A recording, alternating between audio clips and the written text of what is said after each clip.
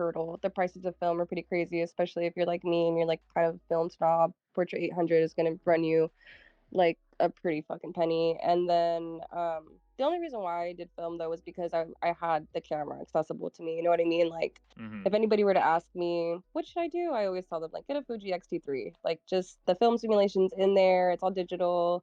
You'll be able to get the similar looks. You can do the post editing and add all this stuff afterwards. But I am the only way I can describe it is like I guess like building a chair versus buying a chair in a way. Mm. I don't even know if that's accurate. That's just kind of how it felt for me for a while though, but like I like being there from the beginning. So like I like putting the film in and I like developing the film myself and I like scanning it and seeing the results and then editing it.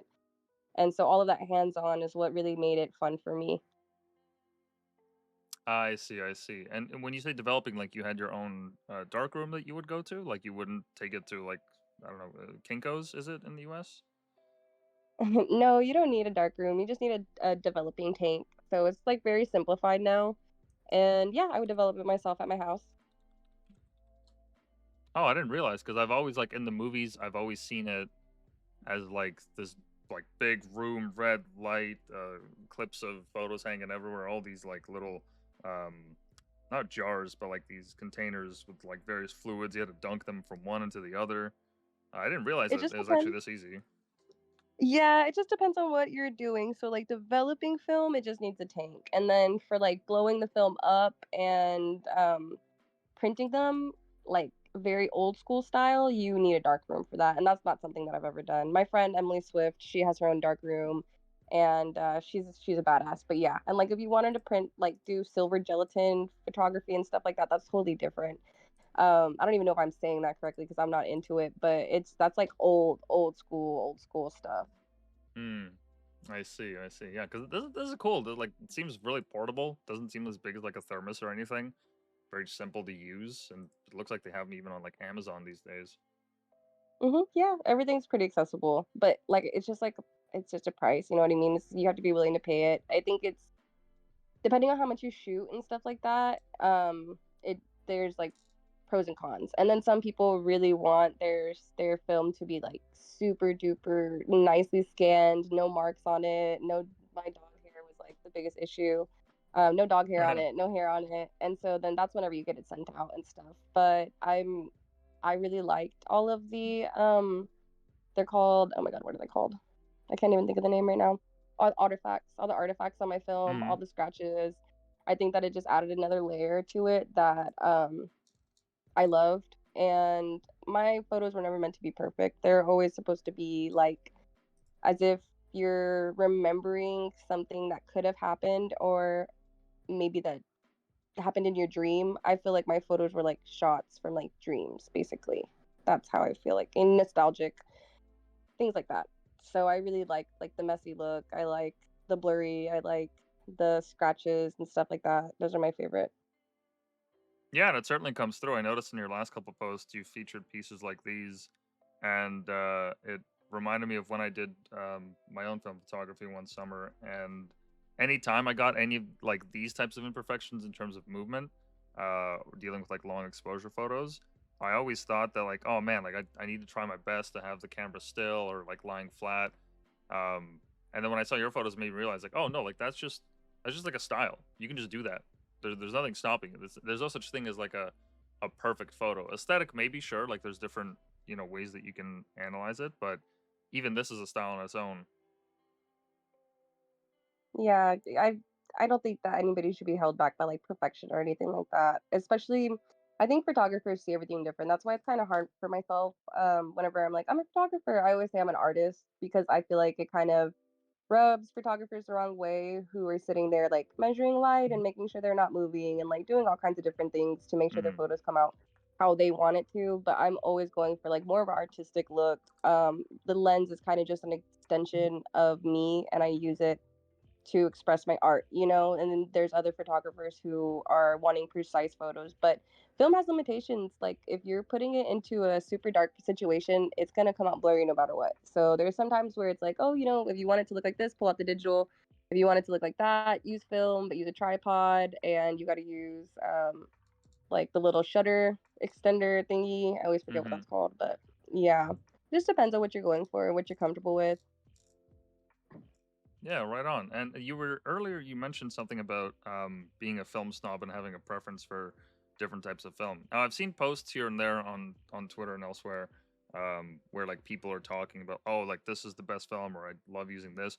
What is it about the actual film itself that changes for like all these different grades? Because I know obviously there's different types, but I never quite understood where the difference actually lies. So I don't know if this is like actually a proper term. I want to say it's like the longitude. So like with Portrait 800, you can switch it and shoot it at 400, the ISO, and then you can keep it between 400 and 800, just depending on what you're shooting, the time of day. And you're gonna still be able to get like good lighting, good shadows, everything like that that you're looking for. And that's why I use Portrait 800. And then like the colors that come from Portrait 800 are my favorite. Those are the best pinks and blues that I can get. And I'm not like I know there's a lot of other people that are like, "Oh, you can get that from anything." I disagree. Um, I disagree. I think that Portrait 800, it's like the smoothest grain, and it gets you the best colorways. It's just so gorgeous, and you can shoot late at night with it. You could shoot during sunrise with it. It has like a lot of uses for it, and you can just it's just the best in my opinion. It's so pretty. But then there's also XR 100, and then that's what I use also during sunrises. Being able to shoot directly at the sun while I'm swimming, you have to be able to like open your lens all the way up. Hmm. And so, yeah, I don't even know if I'm saying this right anymore. I'm getting so nervous. I haven't talked about this in forever. No, that's all right. This look, this is as casual as it gets. No pressure. We're just having a simple conversation here, but that's pretty cool. I didn't realize that that was yet another um aspect in the creation process when it comes to photography art. I mean, obviously, like I've heard of Polaroids and all that kind of stuff, but I didn't realize that you could get that granular with it to the point where you actually alter like the chemical composition of the film itself during the production.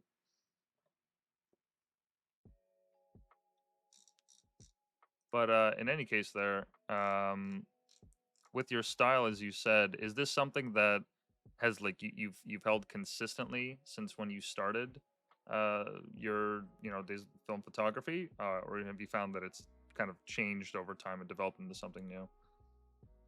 It's kind of been pretty consistent, honestly. Like some of my first photos out of my Nikonos, they were I thought that I had gotten water in my camera, and they Hmm. had splotches all over them. I didn't know what I was looking at, but I really liked it, and it was really gray at the time. And I remember I made a post, and I was like, "Yeah, I think I got water on the film, but that's okay." Da da da da. Da." And my friend was like, "No, you didn't, dude. You just developed them funny, and there's splotches all over, but that's okay. Like it's still pretty." But he was just explaining it to me. He wasn't being rude. But I was like, "Oh shit. Okay, well, I like that. I like the splotches. I think that's really cool." And when it came to my Canon though, which came before the Nikono, the Canon they were coming out they were just coming out. I don't even know. I hated them. They were too perfect, and I started making them all kinds of colors. And it was actually because of my friends. It was because of my friends that I was in a group chat with, who I'm still friends with to this day, and they shoot film. They're all photographers, but Will he shoots film, and he was like, you can do whatever you want. And he was showing me his work, and he was like posting his work, and it was just really colorful and beautiful. And I never thought like, oh, I'm gonna manipulate the colors. I'm gonna make it look like this. I always thought what you see, what you shoot is what you post and what you show other people. But my friends opened me up to like expressing yourself in a different way with photography, and I was like, oh shit, cool, like I want to do that. I don't want everything to be exactly how I see it. I want everything to be how I want to see it, I guess, in my head, like how I see it in my head. Building my own world with it is Hmm. kind of what it felt like. And I think it's funny because a lot of people from my city will see my photos and they'll be like, that's not Corpus. There's no way that that's Corpus. Like blah blah blah blah blah. And I'm like, actually, it is. And some photos are super heavily edited and manipulated, but other photos, it's just like that one. That's how it looked that morning. Wow. Yeah, that is a breathtaking view, not gonna lie. I mean, we in Toronto, we do have, like, a coastline, but it never looks this nice. That's incredible. Wow. Yeah, And so with the photography community there where you live, do you find that there's a lot of people that, as you said, like, you can bounce ideas off of or get a lot of feedback from? all these people were from Twitter, actually. That's all my friends are online. Well, not all my friends are online, but a large group of my friends are online, and we've made it out the group chat. A lot of us have met in person, and it's awesome. But I'm like a homebody, and so I find that my best community is online. It always has been, and that's like I guess why I have such a big following is because I built my community really strongly online. But yeah, everyone online they're just more real, I guess. I don't know, that sounds so weird to say because like, a lot of these people you're not gonna meet, I guess, if you don't go out of your way to meet them, but I think the people in my city, I think they're really cool. The artists here are really awesome, they're all doing really great things for themselves, but they kinda grew up with each other, and when I was in high school, I was kinda to myself, and I've always felt like kind of like an outlier, and I think that's my own thing. I don't think it's because anyone's making me feel that way. It's just my own personal stuff. And so online, I felt like these people get me, especially during COVID. Like that's like I said, that's when it all happened. That's whenever we all got really close and we all only had just free time. Like that's all we were doing. And we were just hanging out online, making art. Netflix had came out with this thing where you could watch movies together and like write little comments while the movie was playing. We were always doing that. We were always on Discord together, always editing together, always on the phone with each other. And it was just really nice, honestly. Right on. That's great to hear.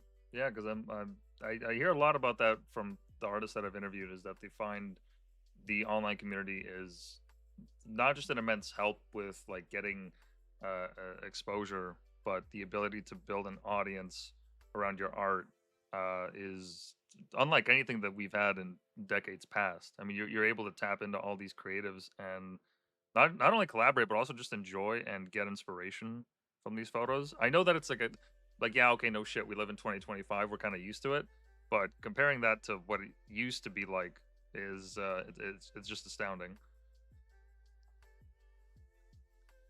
Yeah, it's totally different. Just being able to like put your work out there and then have people be like, "Hey,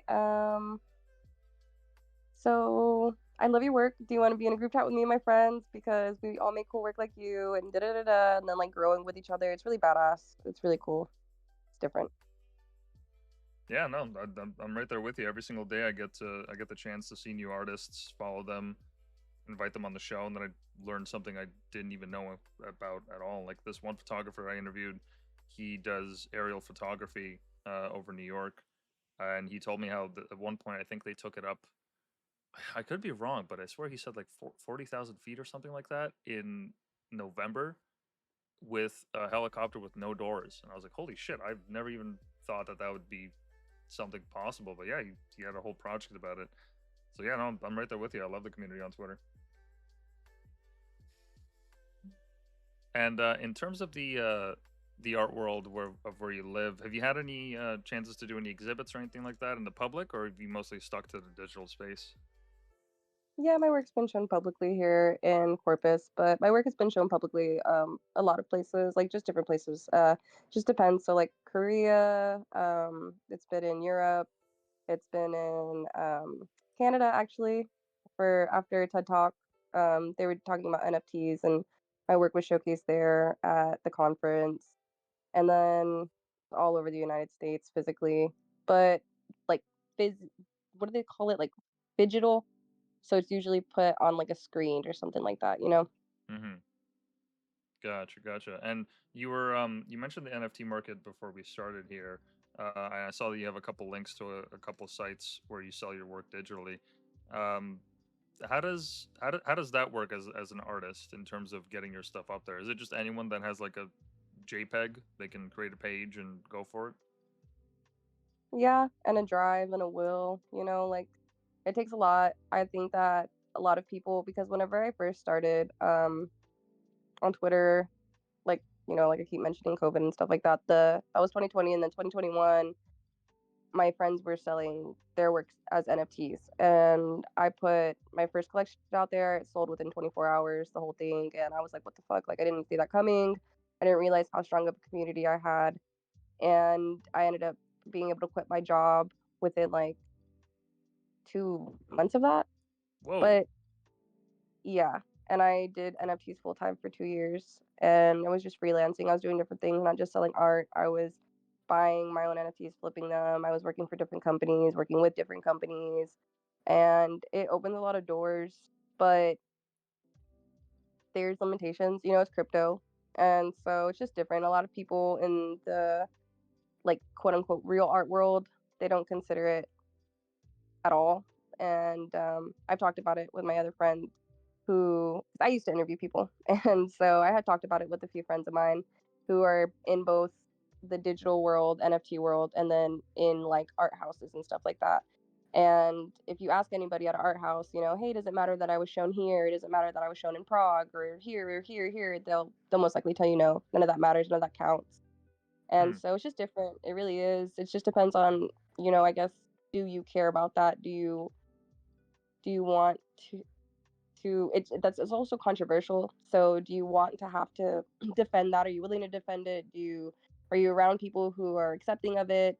It can be different. And I loved it. I loved it. I mean, it was a lot of fun. I had to step away from it just for my own financial reasons, and like I had to get my old job back and like go back to that because it was a lot quicker money whenever the market started going down a little bit and it was a bear market and I just couldn't rely on the sales of my NFTs anymore.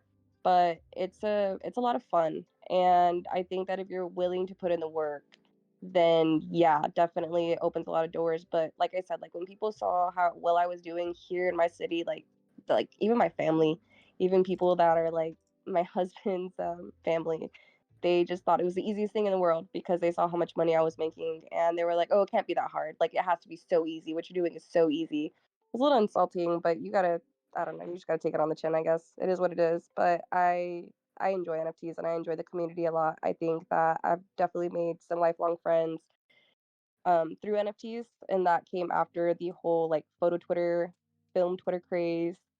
But well, for me at least, it was going on at the same time. But for me, but yeah, I definitely think that NFTs can open a lot of doors for artists. The other day, I was talking about it with this just random person, and he was like, "Oh, that's crazy." Because I used to onboard people. I would throw events and I would get other artists to come and speak at them who were doing really well for themselves as well. And they would tell people, this is what we do. This is how you do it if you're interested in it. Here you can learn about it and we can answer your questions and stuff. And I was telling this person this, and he was like, "Oh, so you were doing events to scam people?" And that was super insulting. I don't think NFTs are a scam. NFTs can be a scam, like many things. You can sell people, what they call it, snake oil. Hmm. You can peddle a lot of bullshit to anybody if you have a website that has something that for sale. But NFTs, they're not. You can't just write them all up as scams, and you can't call everybody who does them scammers. A lot of these artists are really building themselves up and doing amazing things. I have friends who work with Snoop Dogg. I have friends who, I mean, like personally, I've worked with Warner Brothers in the past, and it wasn't with my NFTs. It was for something different, but it was because of NFTs. And so I give the community a lot of credit for the things that they've helped me accomplish and how they have helped my work be shown around the world. Like my work's been shown in the Sears Tower. My work's been shown at the what oh my god, what is it called? You know what? I'm gonna backtrack because I can't even remember what it's called right now. But yeah, like I said, just different places, different places. It's just really amazing. It's fun. That's wicked, man. That's great that it's allowed yourself and many artists around the globe to have that exposure. Because I've seen the I haven't really paid attention to the NFT art market for the last couple of years, but in the last year or so, I've seen just this massive explosion when I started working for Outsider Supply of just people that would post not only their digital work but then a link to a site, and then I just did this whole rabbit hole deep dive, and I was like, holy shit, there's like thousands of these markets, and each market has an artist, and there's also the galleries. It was the scale of the whole thing was what surprised me the most because I was like, oh, there's actually a lot of people in this space, like way more than I thought there would be. Yeah, it's a crazy big ass community. There's different like niches and stuff like that, but it's fun. It's a lot of fun. Yeah, and I'm not surprised to hear that that there was pushback that you would get from people, whether the family members or people in the art world generally. Because at least from what I saw in the headlines regarding NFTs, it was always obviously like the headline catching stories. So somebody that like sold an NFT for 6 million or however much, and oh, it just turns out it's just a monkey with a banana or whatever the hell. But that doesn't mean that the entire enterprise is built like that. There's those kind of players in just about every single area of society, but it doesn't mean that the entire thing is necessarily negative. Um, but when you said that about that, I don't know if it was a gallery that you mentioned, but where essentially they said like, oh, it doesn't matter that you've been shown in this. So like, there's no there are players in the art world that consider it as just like an absolute non-starter. I didn't think that people would be like that negative towards it.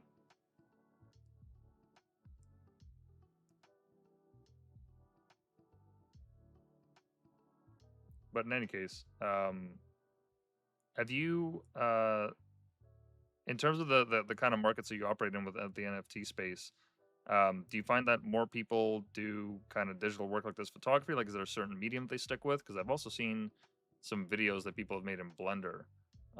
Do you know much about all that stuff?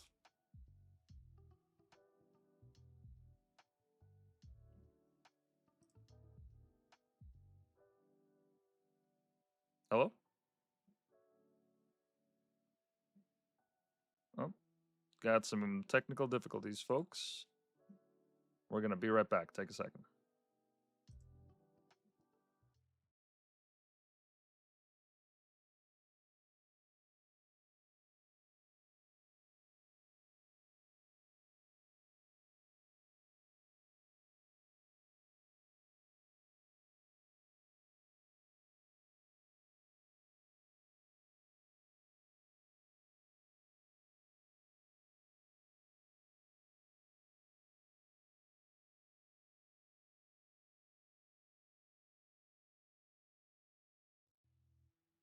All right, and we're back, folks. Apologies for that. Just had some technical difficulties. No worries. What was the last thing you heard there? Mm, I feel like we were definitely talking about NFTs.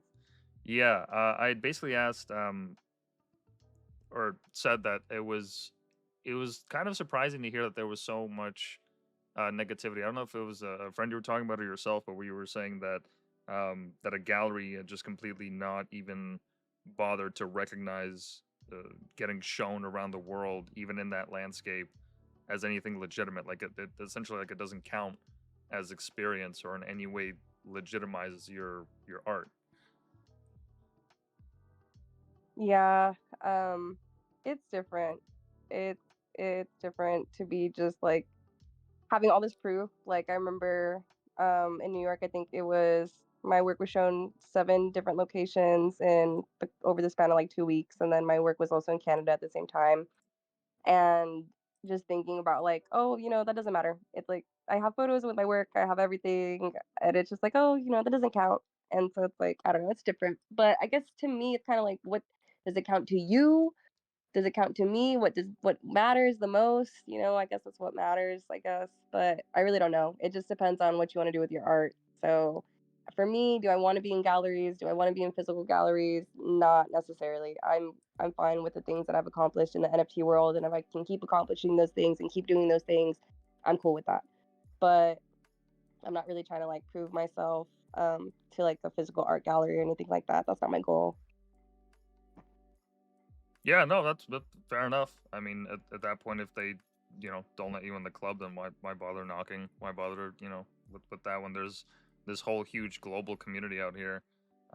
Like even in Toronto right now, I think we're having a crypto week. I think it's called. There's like a bunch of events and startups and hackathons and whatnot. And at some of these venues, they're even showcasing NFTs. So it's not even necessarily gallery spaces, where it's all just based on digital art, but NFTs just by their nature can be featured just about anywhere. I mean, I've even seen some like pop up on Times Square as ads and whatnot. Yeah, I've had friends who have their work have had their work shown in Times Square. I've had my work shown in Times Square one time on a moving billboard, thanks to Schiller, who is, or yeah, it was Schiller. Either that or it was Unfold Gallery. I can't remember, one or the other, but maybe both. But yeah. So see, like just different things, what matters to you, what counts to you. It's just personal preference, I think, and then depending on where you want to take your career. Right on. And do you find that that saturation in that market is a problem, like just with how accessible it is because it opens the avenue like to so many people, or is it still like based on whether your stuff is actually good or there's a big enough audience for it? Do you find that there's too much supply of that now in the market now that it's like become really popularized over the years? No, I don't think so. I think that it's just like anything else. You know, you can kind of flood anything with a lot of supply, a lot of art, and you're gonna still have your picky collectors, and you're gonna still have your people who support you and want your work specifically. And it's about building an audience and building a community. But that's just like anything else. You know what I mean? Like if you get on Instagram and you're gonna see 1,000, 100,000 different artists, and Hmm. they're all gonna be doing their own thing and making their own money their own way, and they could all be doing the same exact thing. They could all be putting out like, oh, if you pay me $10 on Patreon, you get this many stickers and this many, prints and stuff like that. And it just depends on how you're doing it, how you're engaging with your audience, your art also. That's gonna bring you forward. It doesn't really matter how many people are doing it. Right on, right on. And so when you mentioned earlier that you sold your you've had entire collections sell out. So when you create the NFT, you put out a limited supply. So it's not like being able to buy crypto, which is not like infinite, but it's essentially limitless with how little some of the tokens cost. Just depends. So, like, I've done one of ones. The collection that I was referring to, those were all one of ones. I've done editions. I've sold, I think it was like an edition of 100. Yeah, that's what it was, of one photo. And then I've done like an open mint where you put it out for a certain amount of time, and however many people mint it is how many get made. And so, it really just depends on what you're trying to do. But usually, I do one of ones. I don't really like to have like a large supply of one photo. It's not my preference, but to each their own. I see. Okay. And so essentially, like you create a bidding war where people just bid nonstop for a certain amount of time, and then whoever has the highest bid, they get that one of one. Yeah, it can create a bidding war, or you'll have that one collector who just puts it in, and then that's the only person that bids, and then after 24 hours it closes, and then that's what you get. Oh, gotcha. Okay. Interesting. Yeah, because I'm on the outside of like the NFT world looking in, so I'm just trying to learn as much as possible. Um, but that is really cool because I'd spoken to a lady in Montreal for the last episode, and she actually runs a digital gallery with her partner there. Let me see if I can pull her up because she's got some interesting pieces too. And yeah, so they have this gallery called Suburbs Gallery, and they feature artists. I think new ones just about every week, and they have these rotating displays where they come in. Have you seen any like galleries that have I don't know some kind of like just extravagant space, or is it mostly just like this, just monitors everywhere that rotate through certain photos every now and then? No, there's some really, really nice galleries out there. It just depends on which one. So, like, Super Chief, I know people have mixed emotions about them, but they have a really nice gallery. I've been a part of a Super Chief exhibition. I'm not saying that word; it won't come out of my mouth correctly. But yeah, not everything is just like monitors and ugly displays. I don't let me. I can try to figure out where my work was shown in Korea. Um, that was really beautiful place. Let's see. And then like in New York, I was part of who showed my work?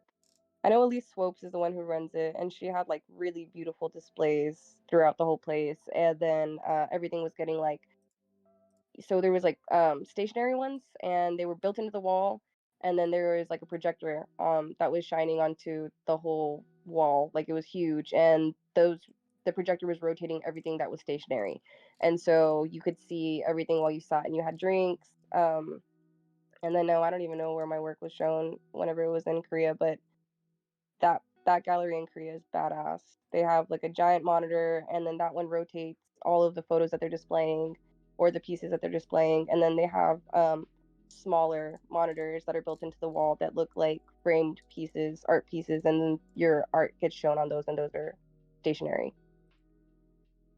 Right on. Yeah, because I would figure that having an NFT gallery would, in a lot of ways, be a lot more cost effective, just because like you can flip anything on the screen. I mean, there's obviously like some people that do their own prints and whatnot, but that versatility gives you just that extra edge of being able to just invite whoever you want. You know, we want to feature this person this week, another person that week.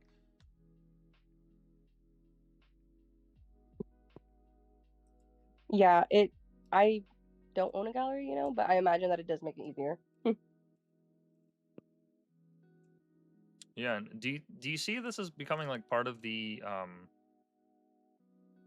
process in like art education? Have you heard of anything about that? Because I would be surprised if it wasn't in any way. Like just having like just a basic intro course, like, hey, by the way, you know, you can feature your work here. You don't necessarily just have to go the traditional route through in-person galleries and whatnot. I'm not actually sure beyond like companies doing it themselves, like companies that are in the NFT space or collectives that are in the NFT space, or like how I was like an individual artist doing it myself, introducing people to NFTs.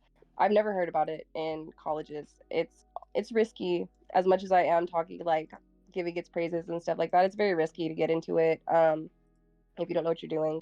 You could always lose all the money that you get if you don't know anything about crypto. You know what I mean? So I don't know if you know what I mean, but like if you don't know how to use a hot wallet versus a cold wallet, if you don't know that you're not supposed to give out your passkeys to people, I saw some streamer. It was just like some clip that I saw on Instagram of this streamer, and his passkeys were just on his fucking monitor. Crazy, crazy, crazy work. And Wow. he was like flipping through tabs, and within like a split second, you could see his passwords, and somebody just drained his wallet and took everything that he had, and he like fucking raged out. And in my opinion, like you can't be mad. You can be mad, you can be hurt, but it's like why would you ever do that? Like if you don't, and somebody could have just hacked his computer. Somebody could have done, there's a million things that somebody could have done to get, maybe not a million, but a handful of things for sure that somebody could have done to get to those passkeys. And it's just like if you don't know that you're never supposed to put it into a digital anything, like not on your phone. Somebody can hack your iCloud, go to your notes, get your passkeys from there. There's a lot of education that comes with it to just be safe. It's fun until you lose everything. And then that's when everything starts to suck. And I've seen it happen to a lot of people who do their due diligence and stuff like that. And so I've seen a lot of people get hurt, and it's not nice. It's not pretty. It's not fun. And so I can imagine why maybe people don't want to um, like teach it in, and maybe they don't want to like try to promote it. It's a different world for sure. It's kind of like, in my opinion, it's the wild wild west. A lot of people say crypto's the future, but there's no one to call when your money's gone. There's no bank to complain to. It's you're done after that if you don't have any sort of money beyond that. And that's your only money. There's nothing you can do. And so I think it's very risky. Yeah, no, naturally, and honestly, that is really funny what happened to the streamer. I feel bad for him, but as you said, it's like, well, if you leave that info out in the open, you're just kind of asking for it. You might as well just like leak your bank info at that point. Wow, Hmm. that's incredible. I mean, I've seen like some funny shit on like the Twitch recaps and whatnot, but that definitely takes the cake. Well, the drained his entire wallet. I mean, I would at least at the even from what I little I know about crypto, I would at least want to have like a backup like hard wallet so that I'm not like completely decimated by making a stupid mistake like that. Yeah, exactly. I think that's why that person, when I was talking to them about it recently, was like, "Oh, you're a scammer. You're scammed." And it's like, no, you can get scammed as fuck. You can get super fucked in this space. But again, that's like joining anything without any knowledge. I don't know. Like, if you're messing with money, you got to learn about it before you get all into it, in my opinion. Yeah, exactly. I couldn't have said it better myself. But you mentioned earlier with the Super Chief Gallery that some people have like certain opinions to it, like negative opinions? What? Why is that? Do they just have like a reputation of some sort, or? Yeah, I can't I'm pretty sure that it's, like, some legal stuff. I don't know if I can even talk about it. Not that I'm a part of it, but it's just I know that they in the past, they weren't treating people that worked for them properly, and I don't even know if people were getting paid that were working for them, Hmm. but I can't speak on it because I can't 100% remember what was going on. I just know that it had left a lot of, it's left a lot of people with bad taste in their mouth, and so, yeah. No, fair enough, fair enough. And as an artist, do you find that there is a lot of that kind of going around, or at least like a portion of the community where there is that kind of dynamic between galleries and artists, that there is kind of like scummy and scammy behavior in that regard? Um, from what I've experienced, not a lot, but definitely it's there.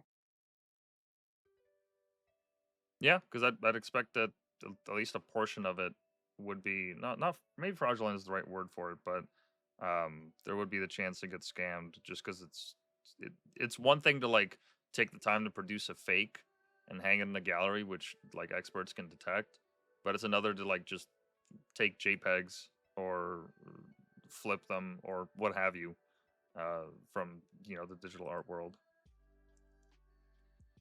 Yeah, I think from what I've seen, it's just a lot of false promises from galleries and, just kind of a lot of BS. But yeah, like I said, I haven't experienced it too much, so I can't really speak on too much. Fair enough. And going well, it's kind of on topic. Do you find that there's a lot of AI art in the NFT space, that it dominates the market, or is there a healthy balance between what you know to be like someone's actual like digital creation, like whether it's through the Photoshop or whatever tools? I'm not sure like the statistic wise of it. I don't know if it's dominating the market. I don't know if it's leading the market, but it's definitely there. I would to me, I feel like it's a healthy balance. Like you got half and half, and you have a lot of people that found out about NFTs first and then wanted to that were collectors and then they wanted to make their own art, so they got into AI art, or people found out about the space, really enjoyed it, really enjoyed the art, wanted to make art, they didn't know how, they started making, art with AI and stuff like that. But I don't think that it like dominates the space or anything like that. Yeah, because on Twitter, I do notice a lot more of it on occasion on the timeline than the art that I know like someone actually took the time to sit down and make. But in any case, what's your take on it? I like to ask all the artists that we have on the show about it, because everyone has a wide range of opinions on it. But what do you make of it? I just think that it just needs to be labeled as AI. Sometimes I'll follow an artist and for the longest time I'm thinking that they're making it themselves and stuff like that, and the whole time they were using AI. And I don't think that like diminishes anything for me. I just like transparency. Just like I would like to know, like, did you shoot that with film or digital? And it's just for my knowledge. It's not even because like I'm trying to be a bitch or anything like that or a snob. I just like to know. I like to know that an artist is either like writing a prompt because it's still impressive to me. Personally, I think the AI is cool. I think the AI art is really cool. I follow a lot of people that make I don't know if I want to call it AI art. They whatever you want to call it. I don't want to offend somebody, especially somebody that I'm mutuals with. So like I've seen it, I enjoy it, I consume it, I repost it, I appreciate it, and I know that it takes certain prompts to get in certain things. I know some people are training their own AIs to create certain things, and that's stuff you can't take away from people. That's an art in itself. Um, but I think there's a lot of fear around AI art, like taking jobs from other artists and things like that. I think in the commercial market, you can spot AI art like automatically. And then you have people who have taken like a lot of time and have done a lot of work to create their art with AI and their prompts, and they get a specific style every single time, and it comes out beautiful every single time. And you can't take that away from somebody. You know what I mean? It's just different strokes for different folks, different things, different tools to create art. But there's the argument, you have people who have spent their entire life learning how to do what they're doing, and you're just using a computer.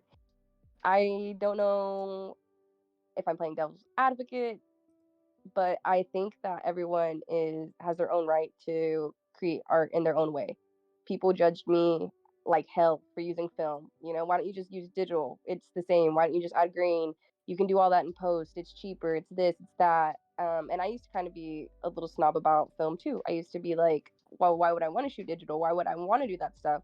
I think that film is this. I think that film is that. I put it on a pedestal. And so it's just whatever you're feeling, I guess, you know.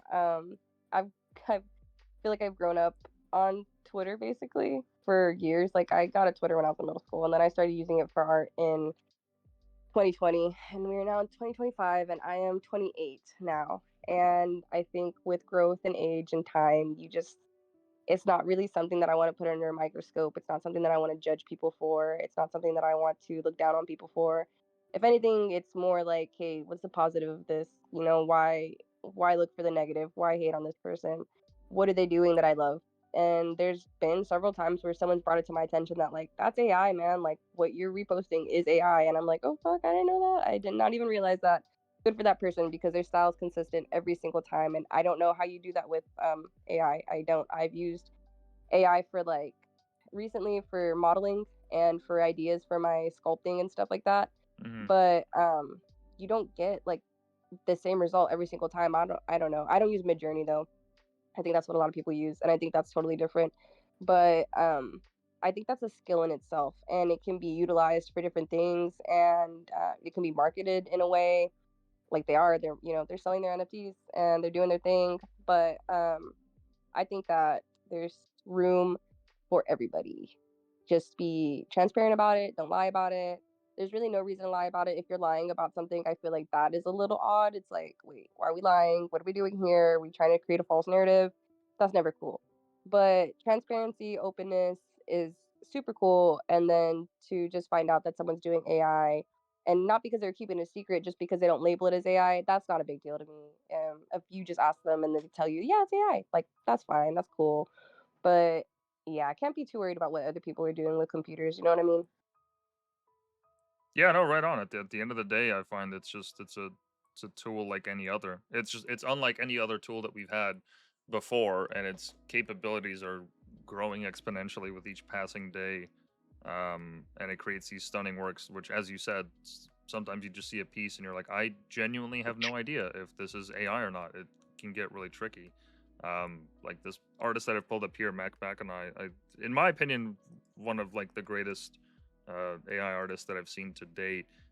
Just because his style is just so consistently, I don't even know what the right word is if I can even encapsulate it in a word, but it just seems so cozy. It has a little bit of that film grain feel.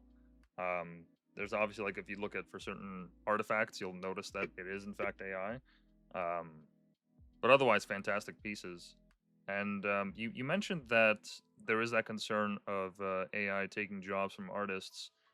In the long term, do you think that that is actually like a possibility where it's just going to make it so much difficult? Because from my perspective, it just looks like now we have much more tools to play with, and now it enables the average person to not necessarily have to go work for somebody, but now they can actually make something of their own. Um, I think that it does pose a chance to fuck up jobs. I think that it makes it easier for people to get kicked off of sets for different things. So like I know that models are signing their likeness away now, Hmm. and so they put them into an AI. They take photos of them, put them into AI generator, and then they start to use them. They put them in the different clothes, and they don't need them on set anymore. So that every makeup artist just lost their job. Every hairstylist that worked for that company, they just lost their job. So it's just different and it's difficult. I guess when I'm talking small scale, I don't mind, but whenever we're talking about corporations, I think that it can hinder and hurt a lot of different people in a lot of different ways, and it is concerning and it is scary and I don't want to say like that's not my job, so it doesn't affect me. It's just not something I think about often because it's not in my wheelhouse and it's not my profession. But when you do look at everything and the bigger scope of everything, yeah, people are losing their jobs and it is getting weird. I know for a movie that it was like some scary movie. It was like some late night talk show. I remembered all of the advertising for it was AI, and so whoever was previously making those advertisements, they got laid off, or they either didn't get laid off, or no one got hired for those jobs anymore. And that film studio doesn't need that anymore because they've replaced them with AI. I know that Duolingo recently replaced everything with AI. I don't know if that's just like their art that they're creating, or if it's like the people who were handling the translations and stuff like that and the games. But I know that affected Duolingo, and everyone stopped using it. I stopped using it. And I know that the the software that they were using to create Duolingo is called Rive. It takes a long time to learn. I'm trying to learn it myself, and it's kind of boring to me, but I'm still trying to learn it. But yeah, I mean, like anyone who was using that, I guess they can get replaced with AI, and that's scary. I don't think that is what it should be used for. I think it should be used for personal use and personal art. And if you want to sell your art and you're making AI art, yeah, totally. But as like large companies, I think that's a big no-no. I think it's wrong. Yeah, and I see what you mean by the Duolingo thing because I do remember they replaced some of the human translators and contractors with AI, and it looks like, yeah, they cut about 10% of their contractor workforce in 2023 and another round of cuts in 24 in what they're calling their AI first strategy. Um, Yeah, and they just hmm. recently announced on TikTok that they're doing it again. So I know that they made cuts in 2025. I don't know if they're trying to backtrack on that, but definitely made like a large announcement about it, and everyone was like, "Oh, we're out." So it's like it's difficult, you know what I mean? It's kind of like it's a little touchy. It's different. It's new. Yeah, and I remember when the Marvel the Secret Invasion show came out, I think they were among the first to not popularize it, but like just put it on a grand stage like that. And this was like early mid journey where you had those remember those videos that would show like a time lapse of like this is what humans started to look like as monkeys and this is what they like will transition to Hmm. in the future, and it's just this weird kind of like trippy psychedelic like non-stop moving picture. That's what the intro basically felt like. Yeah, I think that it's like, damn, like you know what I mean, like a freaking studio like Marvel. Like, what is the point of trying to cut corners? It's just greed at that point. I can see it like for a very small scale company where it's like I can't afford this and that. I can't, so I have to use this. I'm forced to use this, and then maybe whenever I get bigger, then I can start hiring out more people. That's different. But whenever you're working backwards, like taking step backwards, like Marvel, like you can't do that. Like you can't be that fucking greedy. You're one of the biggest grossing film, companies out there. Why would you just start cutting people out? And it's just greed. It's just nasty to me. It's like I don't know that type of stuff. I'm gonna judge and I'm gonna hate on. Yeah, and like you said, it does kind of strike me as weird as like this is like you guys are part of Disney. You have an entire legacy worth of like an industry.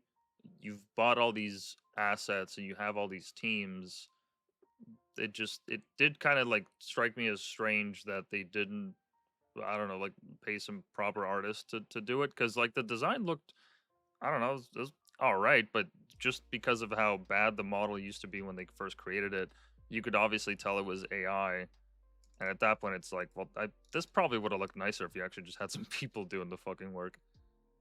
Yeah, dude, speaking of this kind of stuff, the other day on TikTok, I got an ad from Adobe, and it's like it's supposed to detect AI for you and let you know when it's like I guess that's what it's supposed to do. But the whole commercial, the whole ad was AI, and it was shitty AI. It was worse. It felt like exactly what you're talking about, like very early mid journey. This girl is on a beach and she's like spinning in circles, and her head is in one spot and her body is spinning, and it looks so ridiculously insane and it's so ugly. And everybody in the comments was like, are you really doing this? This is supposed to be ironic. This is supposed to be a joke. Like I couldn't tell if it was supposed to be a joke because they're saying that they can detect AI with the software. I don't even know. It was just so weird. It was so weird. I don't even know if that's what the ad was for detecting AI. I don't know what the ad was for. It was terrifying.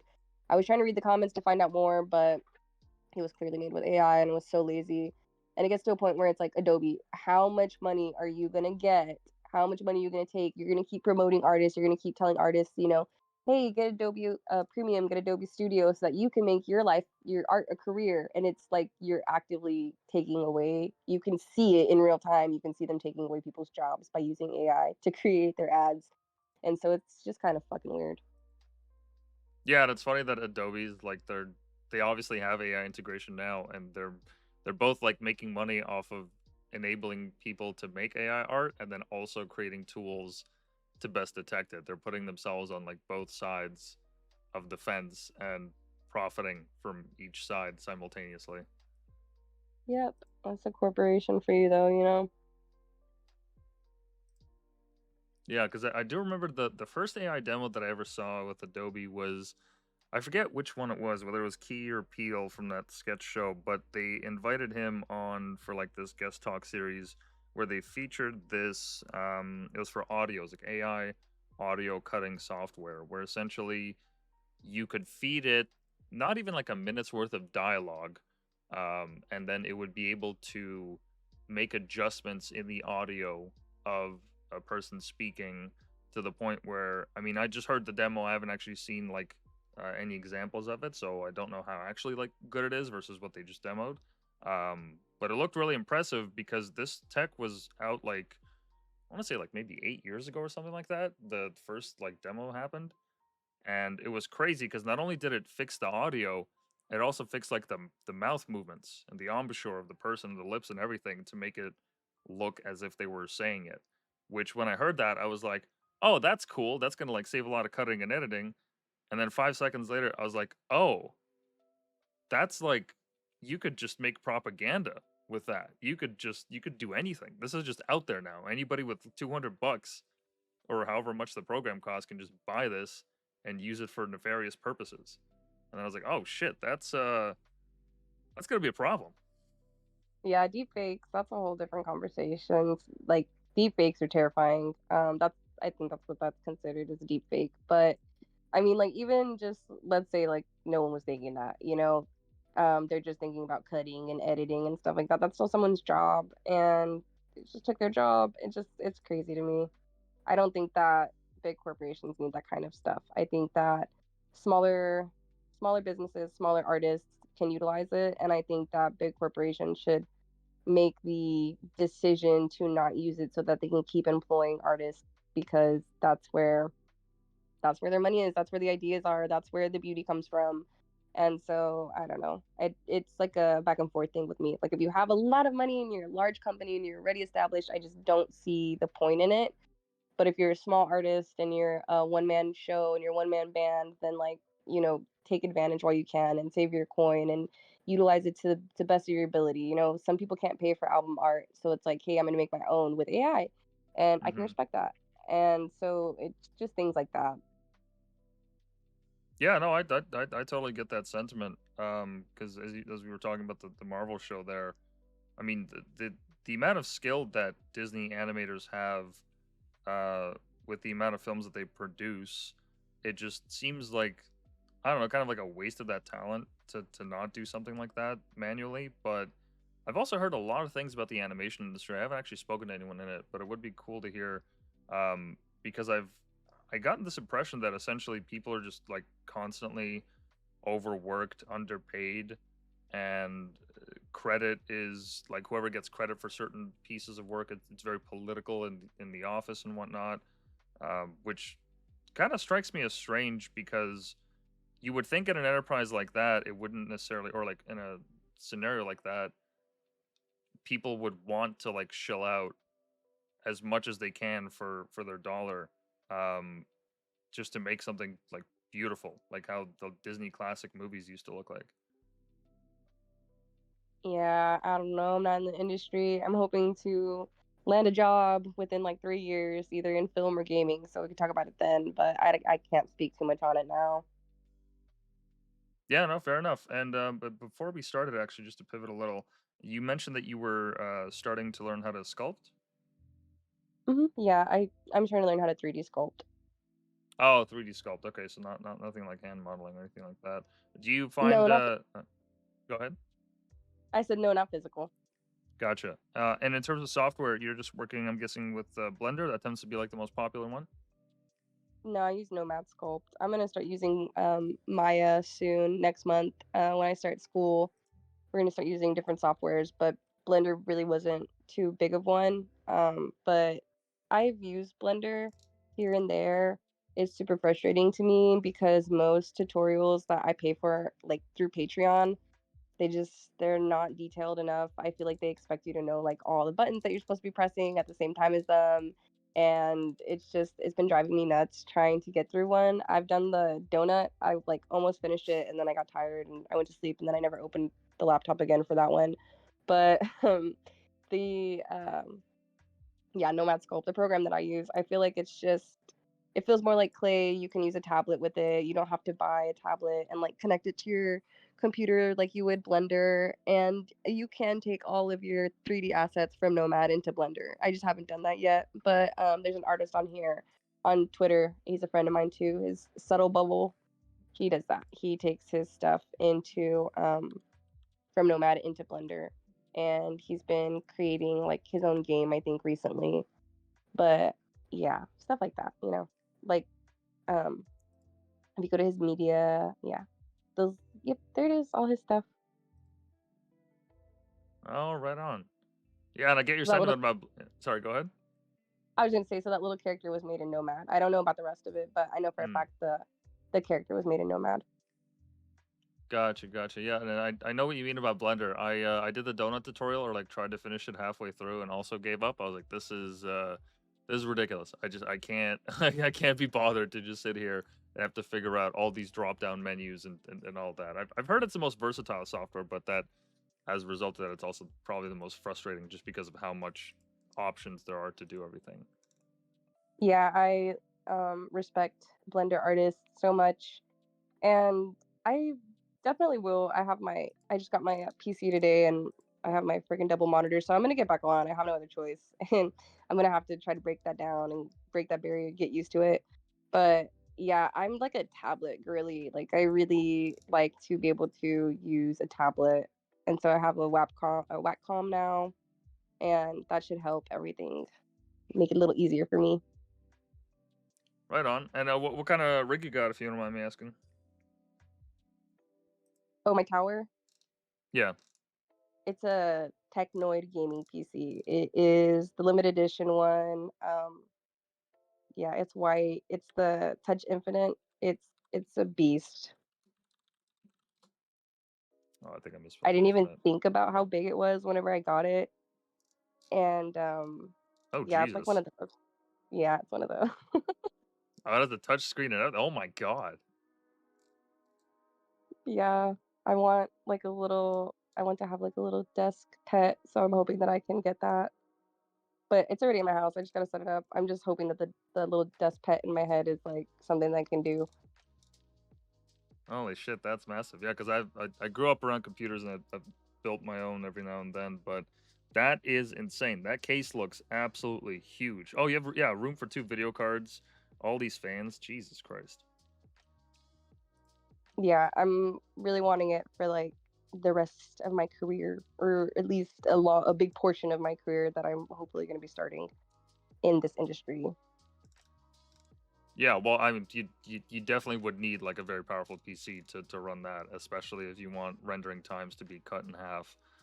Because that always gets me. Like when I'm editing all these podcast files and everything, I didn't realize just how much time it would take, even for like screenshotted video. But yeah, it takes quite a few resources to actually be able to make that look as crisp and as clean as you want it to. And I'm super impatient, man. So I was like, I need a beast.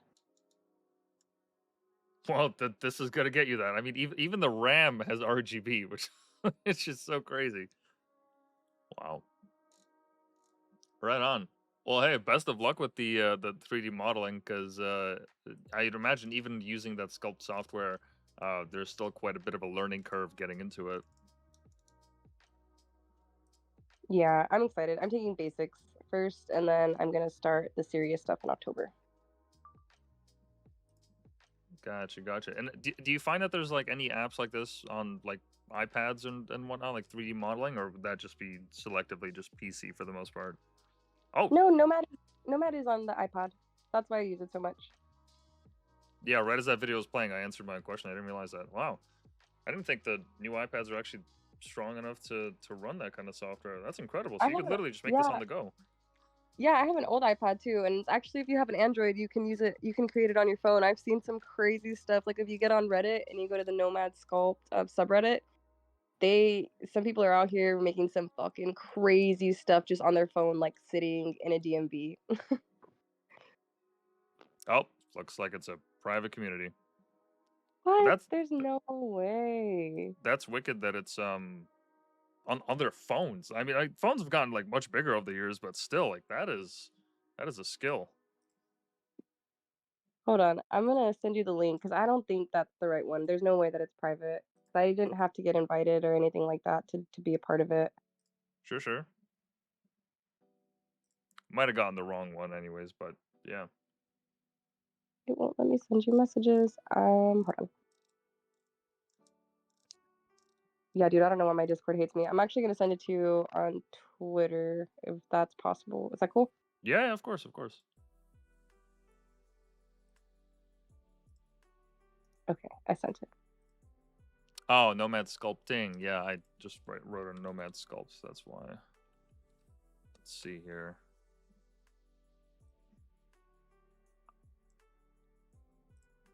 Not a fan of the new Reddit layout, to be honest. I've always liked the old. It's just so much easier, I find.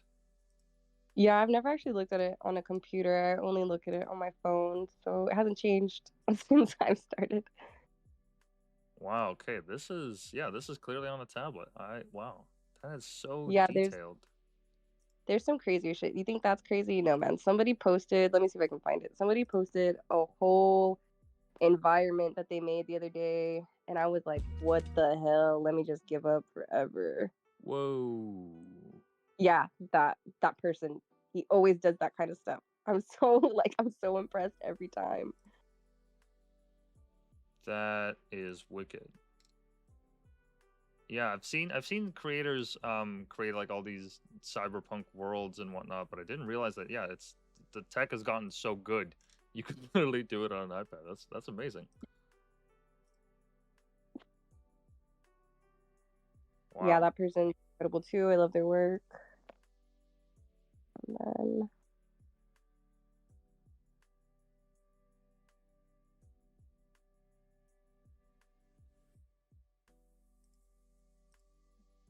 And it's only getting better over time. I mean, soon enough, like they'll be selling like pocket projectors, or you don't even need a screen. You just put it up on a wall, and you wear like gloves or whatever, and you just I don't know somehow manipulate it through AR, I guess.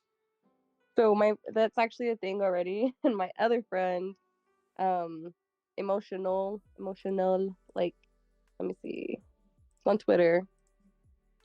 So it's emotion and then NULL, I want to say.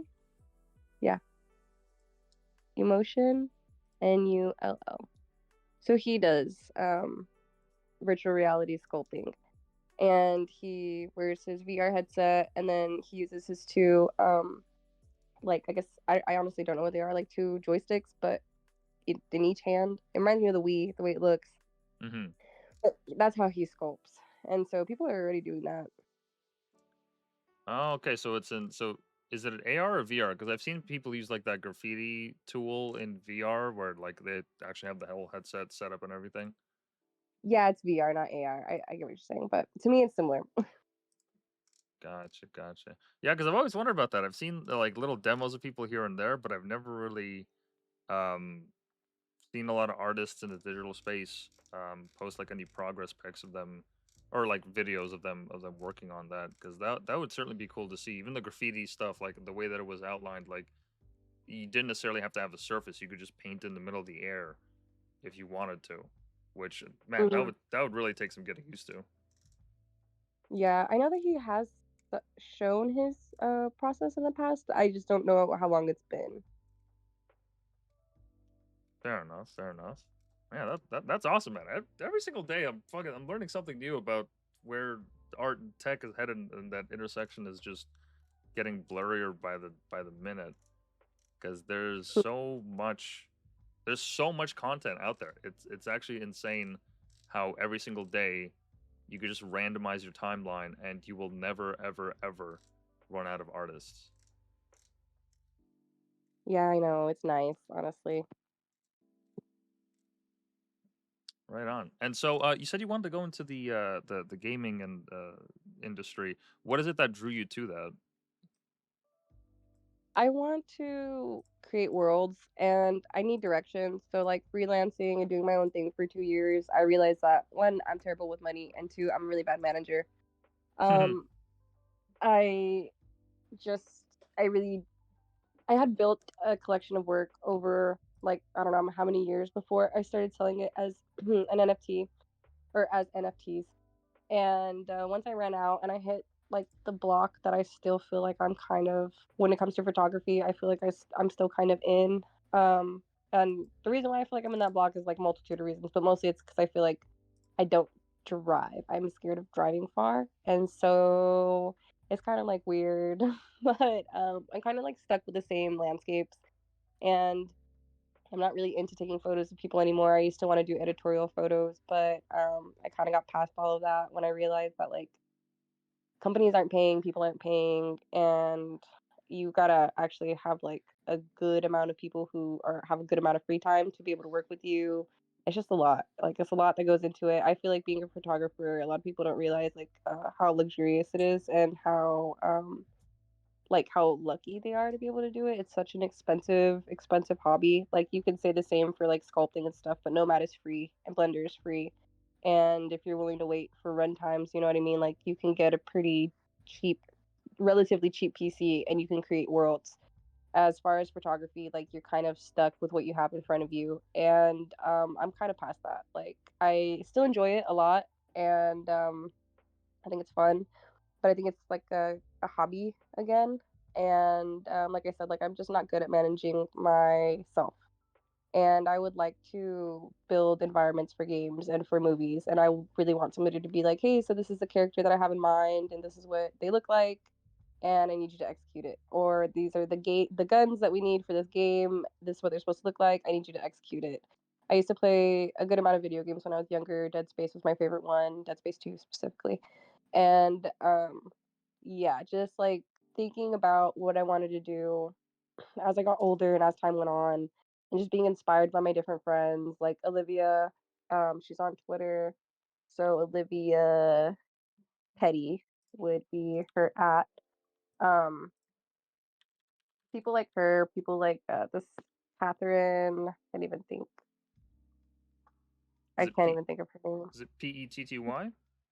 Pedi. Okay. So like she really inspires me a lot when it comes to 3D work. And then there's another 3D artist on here. I want to say her name starts with a K, but I just can't find her. It's so hard to find people on Twitter these days. But she's like a world builder. Both of them and a few other people, of course, have really inspired me, and I just want to build worlds. That's all I want to do. I like being at my house. I like being inside.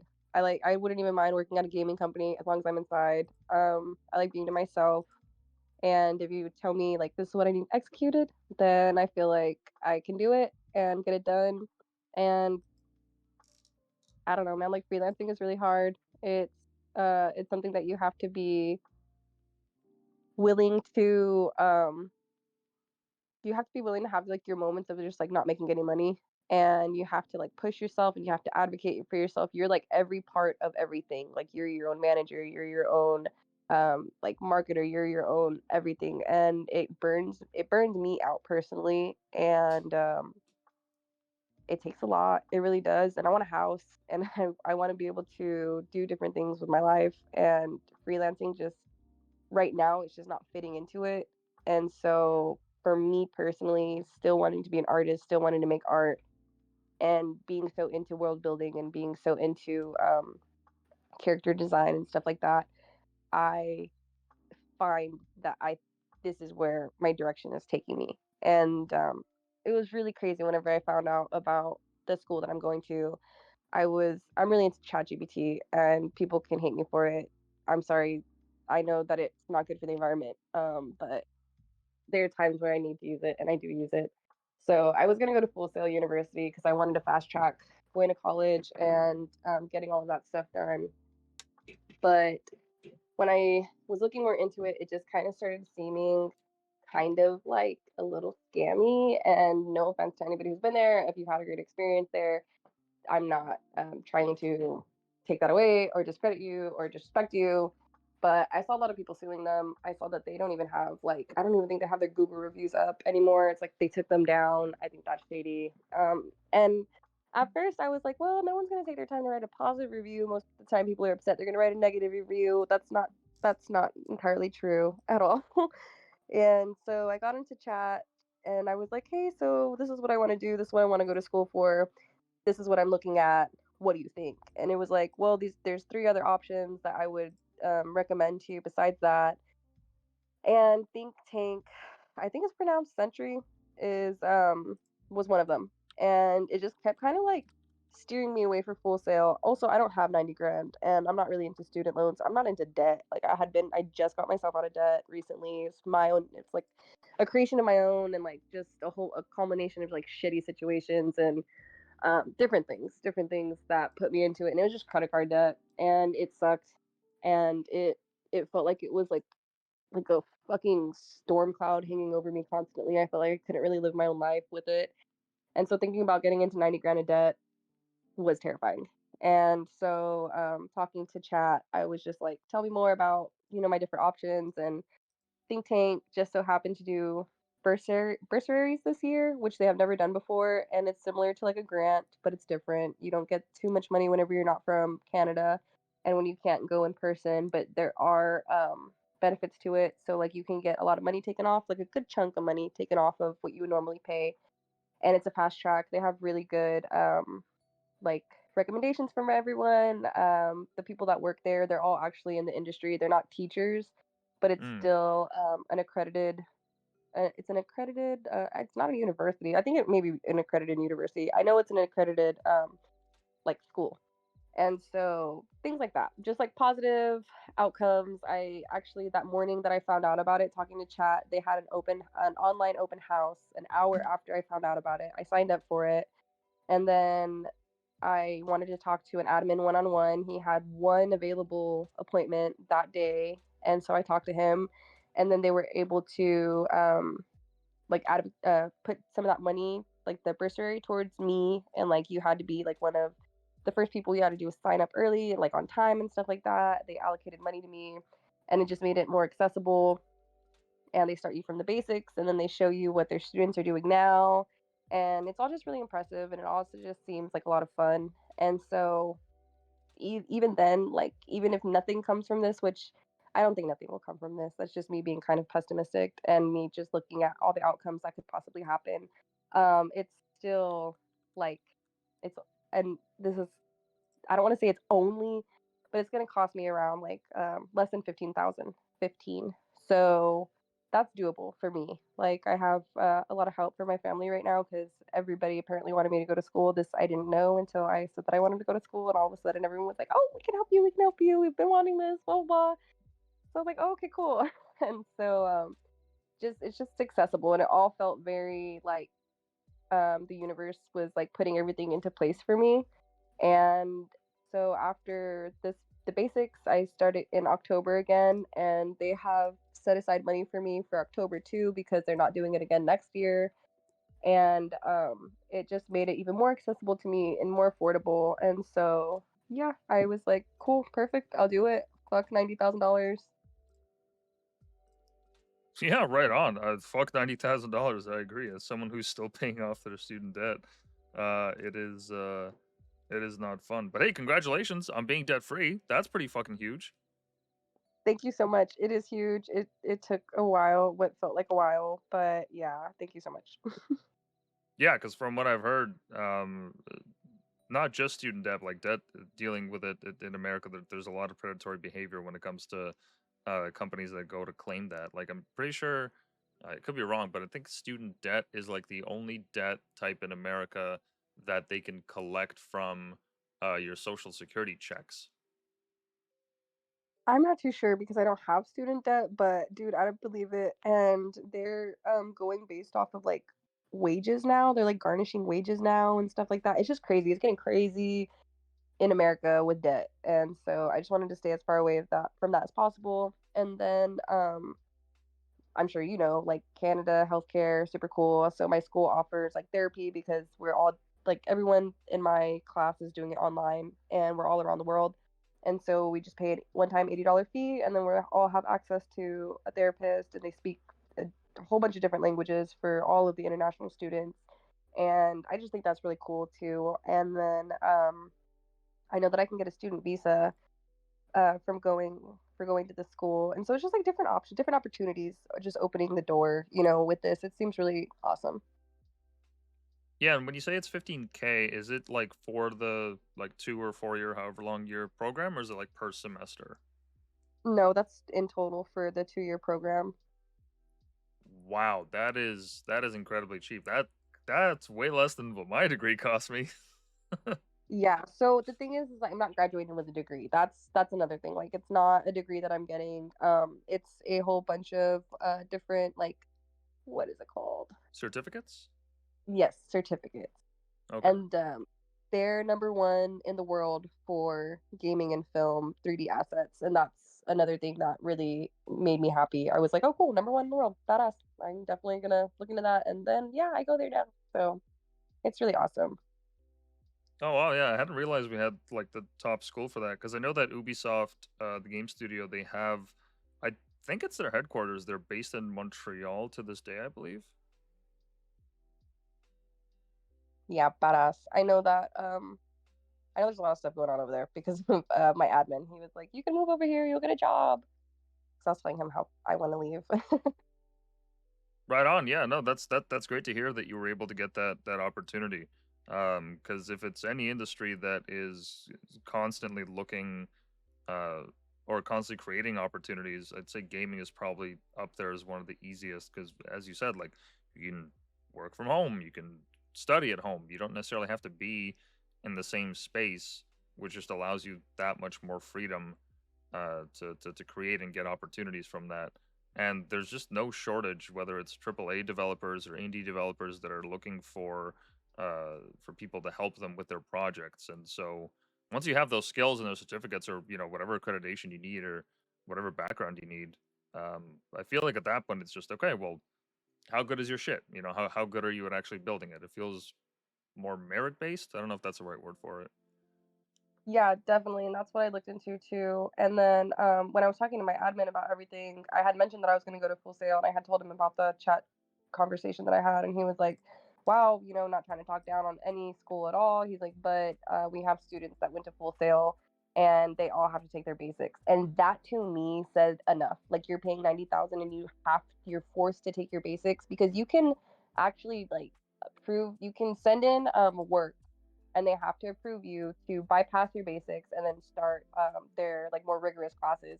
Hmm. But basically, what they were telling me is that they couldn't show them work and they couldn't prove to them that they were ready for those classes even after they paid $90,000 to go to Full Sail. And I was like, dude, that's bull crap. Like, I'd be so upset. You know what I mean? Yeah, But that is quite the investment to fumble. yep. That is crazy. Interesting. Do you know which studio that you would like to work for? Because you mentioned Dead Space 2, and I managed to play I think 30 minutes into that game, and then I was like, you know what? Maybe horror is not my genre. Maybe this just ain't it. Because I was like, nope. I do not appreciate uh having to worry about fucking pissing my pants playing this game. Dude, that game is so badass. No, actually, I'm not like super specific on anything yet. I think that as time goes on and I figure out like what I'm better at and what interests me more, then I can kind of like narrow it down. But I know that we have a couple of gaming companies here based in Texas, and I know I've already talked to you about like leaving Texas and stuff like that. But I am married, and my husband's job also matters, and his opinion matters, and he has voiced that he might not want to leave. It's all still up in the air, and it's so much time from now, But maybe working here in Texas, it just depends. It just depends. Hmm.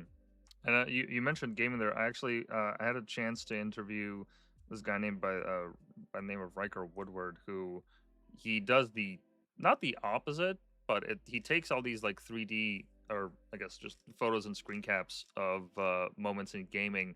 And the guy is classically trained, like went to like art school for it, was fully deep on like abstract painting from what he said. That was like the big emphasis for him. And then one day he just realized, fuck it, I'm just gonna take landscapes from games because the world building is so immersive and bring them to life in these like they look simple and kind of impressionist, but like still you could see that there's a lot of technique in the way that they were made. Yeah, those are really cool. I'm gonna follow him. My friend MP, let me see her at Weeping Snakes is her at, and she does something very similar, but most of her work is digital. And so what she does is she creates pieces that look like they were straight out of a game from like the 80s, 90s. Let me see if I can't find one here.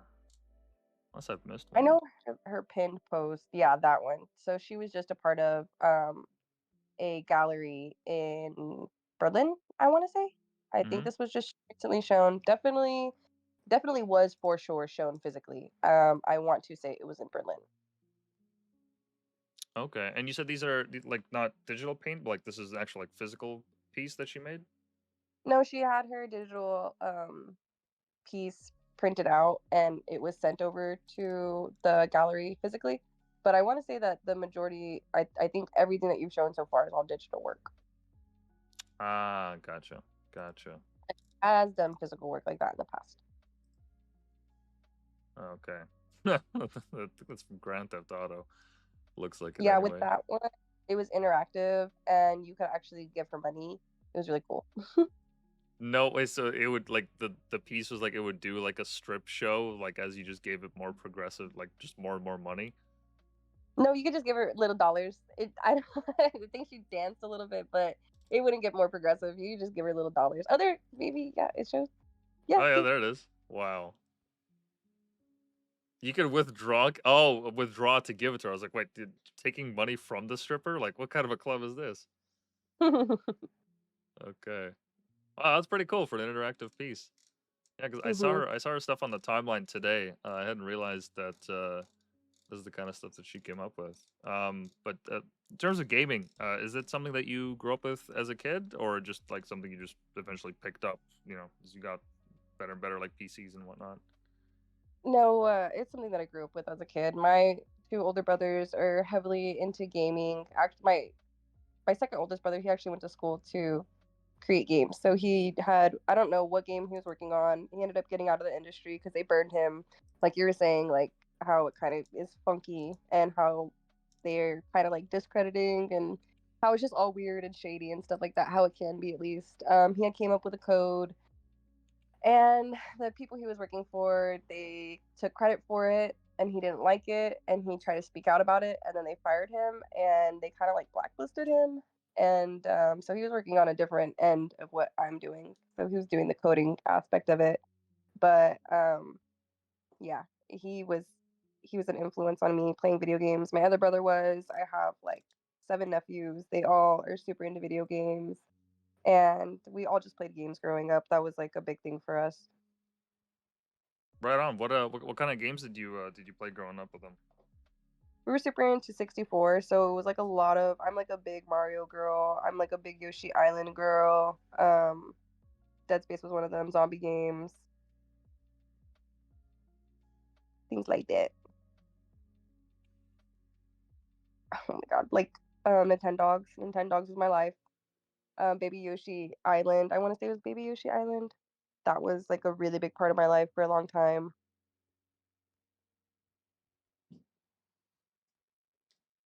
Right on, right on. Did you like play on like a DS or like N64 or what? Yeah, it was DS mostly. In the beginning, when we were younger, it was the Nintendo 64, and then when I got older, it was just my DS. Gotcha. Yeah, I always wanted a Nintendo DS growing up. I didn't really have any consoles until I got a PSP when I was a teenager. But Nintendo DS just seemed like the coolest fucking thing ever when it came out. I was like, yo, this thing is touchscreen. Are you serious? Yeah, dude, it was the shit, especially like growing up in my super Mexican household with like I said, like so many kids. There was like 8 of us, and not all of us had a DS, but the majority of us had a DS. You just had to be old enough. And so the little kids, they would pair up with like the youngest, and then we would all go to different rooms, and then we would all talk shit to each other on the little, because like you could, I don't know if you knew, but like you could join like a server, and then as long as Mm. you're in certain age with each other, and you can chat, and so we would all just like spam, just being haters to each other. It was just too funny. It was too fun. Yeah, sounds like it. Because I remember you used to also be if like a one person had the game, you could actually share it across Nintendo DSs so long as you were like in proximity. It just depends on what game too, but yeah, that was a thing. I Those things were ahead of their time, man.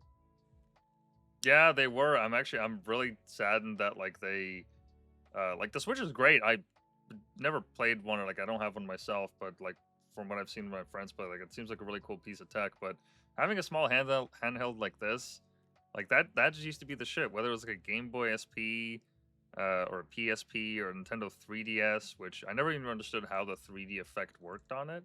But yeah, those handheld consoles growing up, those were ideally like the best way to play. Mhm. That's awesome. Yeah, I grew up mostly on PC. Like my first game when I was 6. Definitely not a good thing, but my older brother introduced me to Duke Nukem, which is not a game that you should ever give a 6-year-old. I don't know if you're familiar with the title, but it's like a really old pixelated, I think like mid 90s or something. Let me see if I can find it. Yeah, I'm looking at it. It looks familiar. Yeah, super grainy, um, really bad quality. But for the time, it was impressive. It was kind of like Doom, essentially. That's the way it felt when you were playing it. Yeah, that's badass. You did you ever play Conker's Bad Fur Day? No, but I've heard extensively about it, and I can't believe that that game was ever made or that kids were allowed to play it, which is so insane. Because the dude is legit, like he like pisses on women at one point, like on the female characters in the game, which he just go around and piss on everything. Yeah, it's a pretty crazy game. That's another game that I grew up with. The art Gotcha. in Yeah. that one. I like the art in that one's nice. I wonder if they're getting a remake because just about every game these days is getting one, but I wouldn't be surprised because they would still be able to garner quite the audience. Oh yeah, the It does. sunflower with the huge knockers. Jesus Christ. Yeah, that's like one of the opening things I feel like is whenever the bee fucks her, and it's crazy. Yeah, that is nuts. Rated M for mature. Yeah, you're goddamn right. This guy was a mischievous little bastard. From like just the gameplay that I've seen, like I said, I never played it myself, but I've seen. Do you know Video Game Donkey, the YouTuber? No. He's a reviewer who like plays the games and like adds the clips of him talking over them. But he's not like a PewDiePie style where you just have the icon and just watch someone play. Like he makes them into like, I mean, yeah, basically like an artistic piece, and he's worked his way up over time, and now he has his own game studio that he's launching. But yeah, he's reviewed a bunch of old games like this. Like apparently, Monsters Inc. used to have a game for I think the PS1.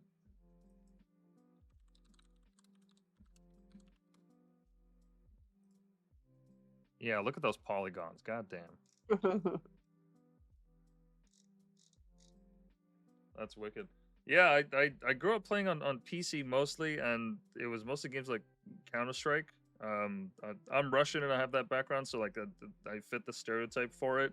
Just about every Russian kid grows up playing that. Or I remember when in the school library we would have somebody figured out how to host it on the network that all the computers were tied to. So just about anyone and everyone could, as long as they knew the directory, like it was passed down by the older kids to us. Like, hey, just so you know, it's here. Don't tell anyone except your friends, but it's there. So if you guys ever want to go to the library and play, like you can find it there. And they never managed to delete it because it would just be back up in a different folder the next day. Damn, that's nuts. Yeah, Good right for on. y'all. Yeah, it was a fun time. It was a fun time. We're playing RuneScape or Maple Story. Those are Oh, the Maple days. Story classic. Yeah, the old one where people would like in the lobbies, they would have a bunch of at symbols and trying to sell shit and grind those stupid slimes. Yeah, that was fun. Do you think that you would ever want to make an entire game on your own? Because I'd imagine with the AI tools that are available now, it's much easier than it used to be. I don't know about make an entire game on my own. That's like a subtle bubble thing. He's already doing that, and not saying that I can't do it because he's not doing it, but I mean because he's doing it. But no, I don't think so. Like I said, direction. I need direction. And my mind is too much. It's all over the place. I get lost in like little things, and I think that's what takes me so long to like execute something. And I'm trying to get past that, and I couldn't imagine me trying to make a game. Like I feel like that would take so long. It would be like a lifelong journey for me. Yeah, no, fair enough. I only ask because one of the games that Video Game Donkey has been able to help launch using his now independent studio is this game called Animal Well. It's out for I think just about every platform, but the guy that made it, he created everything from the music to the actual custom game engine, to the visuals, the physics. Like he wrote just about every single piece of line of code, whether manually or assisted, but he made it from the ground up. And when I hear about projects like that, it just makes me realize like, oh, like yeah, he grinded at that for like years and years and years and probably tons of periods where he just was unpaid or had to pay out of his own pocket, but it's still possible to make like a great caliber of game because the sales were through the roof for it. It's badass. Yeah, that's probably something Bubble will end up doing. But if you were to make any kind of game that you could, what kind of genre do you think it would be in, or what would the style be? I think it would be like a cozy game, and it would be underwater, and you could build your own character, and then you would just like traverse across the world collecting different things. But it would be based in like a time, like I think like the future where all of the ice caps melt, and like that's another reason why I want to get into this and like sculpting and like even my own projects and stuff like that. I want to be able to talk about things that are important to me in a different way than I can with photography. And so it would definitely be based on like a dystopian world where everything's melted, everything's underwater, and you have to like go through buildings that are underwater, and like you have to figure different things out to help like keep making the world a better place than what you're left with, and trying to make like a homogenous um, like Earth with what is remaining, I guess. And it's just like to speak on political climate and like the way that we are, not political climate, but like the climate crisis and like the way that we are right now, and how if we don't make a change now, everything's gonna suck in the future. I see. Yeah. Have you by chance? I'm guessing you've heard of it, but have you ever played Bioshock? I've heard of Bioshock. I don't know if I've played it though. Yeah, because it kind Uh, of sounds similar to that. Not in the like world creating aspect, but an underground. Well, not sorry, underwater um, society where things just go wrong. It's actually there's a book to it. It was written I think shortly after the game came out. Highly recommended because it's actually one of the few games that actually has a good book series made after it because they go into this whole um, what is it that I think it's Ayn Rand who is the basis for that the philosophy of that world, um, where the individual capitalist can create great things and naturally things get extremely muddy throughout the entire process of building that world and it just collapses in on itself. nice, nice. Yeah, I gotta check that out. My brother used to be really into it. That's why it's so familiar. I have one of the little characters on my in my bookshelf that he had got for me. I see. Yeah, no, it's one of the games that I've heard nothing but good things in terms of the story because I get this impression now from the industry that there's so much money going to these AAA games where I've even heard like there's some studios that are coming out with what they call quadruple A and they're just trying to like obviously use that as a marketing tool, uh, to get published and make their money. But it feels like a lot of the stuff that people are exposed to in terms of like the mainstream gaming industry, it it doesn't seem to be hitting the mark as like as much as it used to in like the early 2000s. At least like with the PC genre, like we saw Half-Life, Portal, all these great games that had amazing immersive story. And I'm not saying that now that like that doesn't exist or that genre is dead. There's still plenty of people and studios that are pumping out good stuff. But every now and then you just see something that was made for commercial purposes and it doesn't really have a soul to it. Even though it looks pretty, visually it's astounding compared to what we had before, but it doesn't seem like there's like a disconnect between the player and the person that made the game. Hmm. I feel like that's how the film industry is too right now. Art in general, just capitalism. Yeah, like everything's getting a remake, everything's getting redone. Not everything, but a lot more of it. And from what I've heard, like part of the industry dynamics is because of how much it costs to create a new IP. And so as a result, it's actually much easier to recycle it. Like even Freaky Friday is getting a remake for some reason. They're Yeah, bringing back Malcolm in the Middle without like Dewey, the original actor, which I don't know. It just the whole thing just seems really weird how Disney's making everything live action. I know it is weird. I didn't know about the IP thing. I guess that kind of makes sense, but I feel like they have so much money. Like, what the hell? What are they doing with it? Just sitting on it? I don't know. Generational wealth, billionaires. I hate them. I hate all that crap. But I mean, they're bringing back X Files, and I will say I'm excited for that. Yeah, I forget who the director is. I think it's Ryan Coogler. sorry, say that again. Ryan Coogler.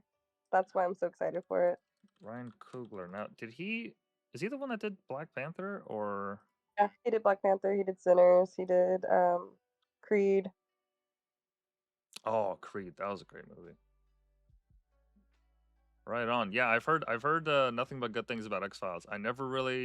I'll be honest, never really saw the show. I've only seen like snippets of it on YouTube and different episodes. Like I think the one that I saw that was my favorite is the one where it's the man in the library that comes out of a nuclear fallout shelter and he loves books, huge bookworm. He loves it. Everything is exploded around him, but he's like, I don't care. I get to read books till the day I die, so I'm perfectly content.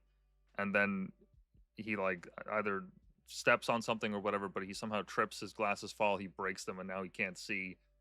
And that was my first impression of him. I was like, oh, this is really well done. I love the world building and the fact that it's been around since the is it the 40s, the 50s? Like it's been around for a while. I'm actually not sure how long X Files has been around.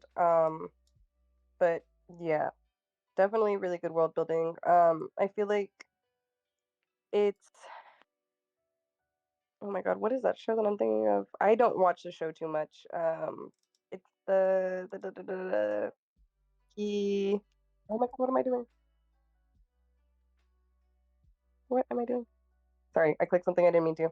No, you're fine. Um, what is that one show where he time travels and Doctor he Who? is like Doctor? Yes, okay, yes, Doctor Who. I don't watch it too much, obviously, at all, but I feel like it can be like similar to Doctor Who if Ryan Coogler does it right. Like if he gets it right, it can really take off and like be its own world and be its own thing. If and I imagine he is going to do it right, so I'm excited for that. Yeah, I know. I'm looking forward to it too. I've heard nothing but good things about the remake there, but yeah, I've noticed this trend like in just about every like artistic industry. And I remember I read this report that was put out by I think it's the Film Board of LA or something. It's this body of Hollywood execs that meet up once a year and they make this presentation where I think like portions of it got leaked to the public and they essentially showed that and this was like in mid 2010s I think. They were breaking down the analysis of the economic viability of a film to the point where they were looking at individual actors across separate roles. So there was one slide that was talking about Kevin Hart and it mentioned like here is here's like the gross projections of profits for Kevin Hart being like the main lead versus supporting cast versus the romantic interest versus the antagonist. Like they had a scientific breakdown of all these different stats of like which audience members were attending when and at what time and at what age. Like they made it so that it was so calculated that it, looking back, I was like, oh, this explains like why some movies feel so formulaic. Like this is like an industry for them. It's the same way how apps are made to be as addicting as possible, because at the end of the day, for those businesses, it's about a dollar figure. It's about getting asses in seats. It's about getting users. It's just about maximizing that revenue and keeping that churn going on and on and on.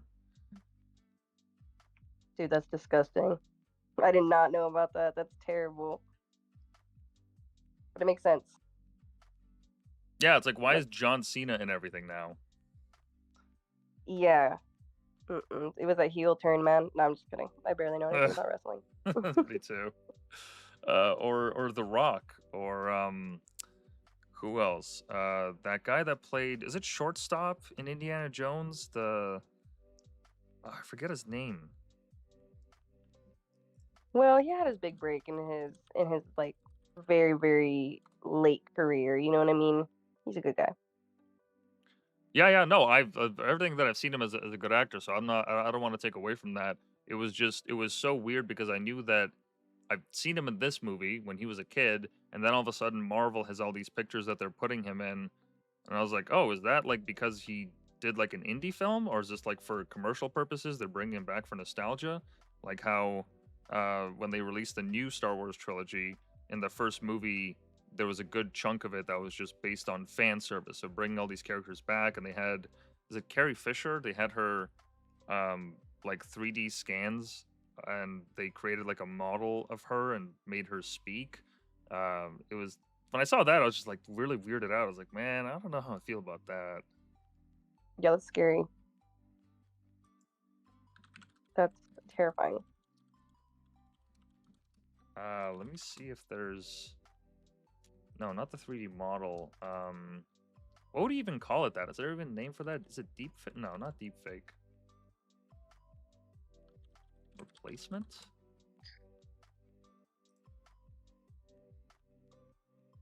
Yeah, I can't honestly can't even remember, but yeah. But and I've also heard that Bruce Willis has signed over his likeness, but that's also because he has this I forget what the name of it is, but he has this debilitating disease where he's like losing motor function and whatnot, and he's actually signed a contract to commercials and like companies and all this stuff. But that, I feel like from what I've heard, that's more so that his family has like a revenue stream, just because he's lost the ability to act now. Damn, that's crazy. That he even has an option to do that. You know what I mean? Yeah, because like, what does that entail? Like, what are the limits of it? You know, because like right now we're at the beginning of it, but what happens in 10, 20, 30 years down the line? Is that just IP for anyone enough money to buy? They can just like rent Bruce Willis out for a movie or two? I know, right? Like, I wonder if he has a say. I wonder if there's like limitations on it. I wonder. But this is all giving Black Mirror, man. This is all giving Black Mirror. Yeah, I think like this is one of the commercials that they used his likeness for. Um, yeah, very Black Mirror, as you said, and I feel like Weird this too, is because only gonna. Sorry, go ahead.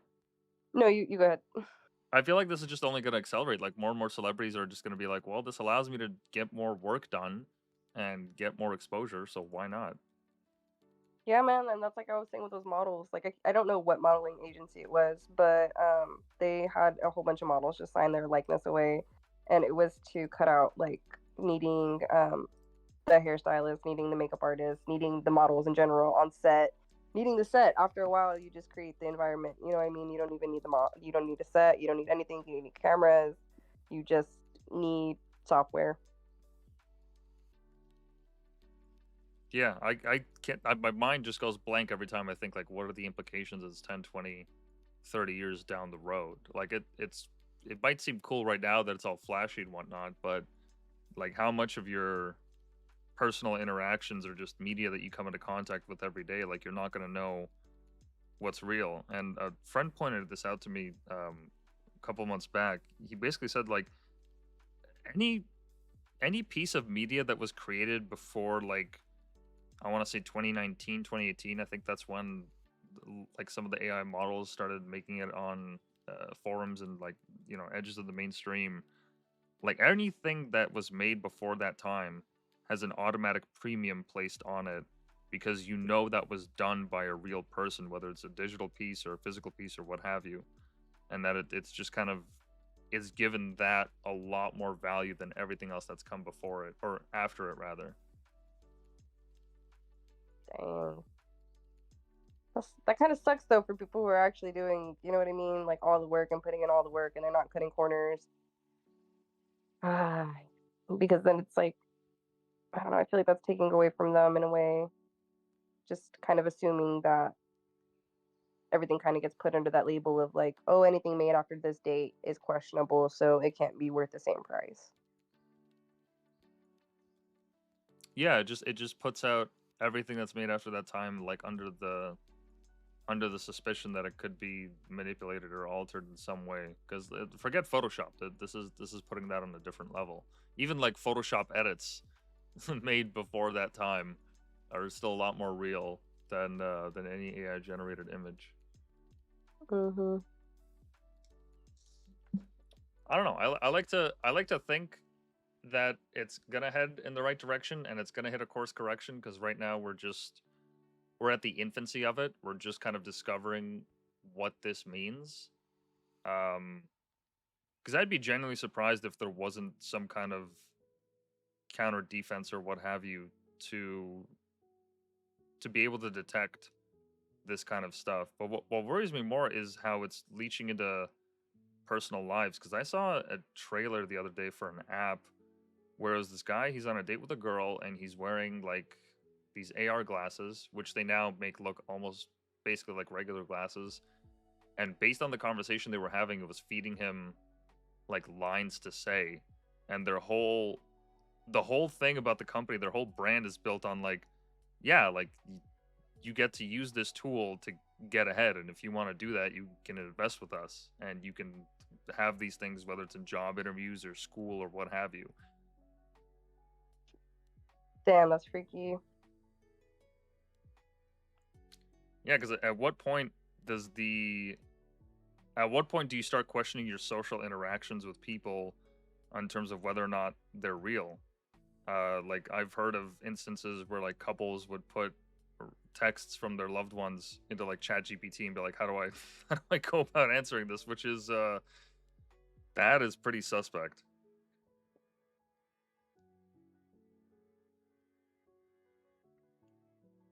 Yeah, I mean, damn, I can see like people using it for interviews because the corporate world sucks and like getting jobs is hard and stuff like that. But like once it gets to like the point of like you're going on dates and stuff and you're using it, it's like, ooh, it's not that person anymore. It's like chat or it's like whatever AI they're speaking to or whatever AI is listening and speaking for you.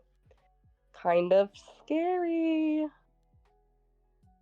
Yeah, not to fear monger, but probably the scariest example that I've seen yet was actually made by some students at Harvard, where they took the Meta Ray-Ban sunglasses and they hooked it up to an app that they built so that it would not only detect people's faces, but then take that image and basically essentially reverse image search for their public profiles, whether it's LinkedIn, Facebook, what have you.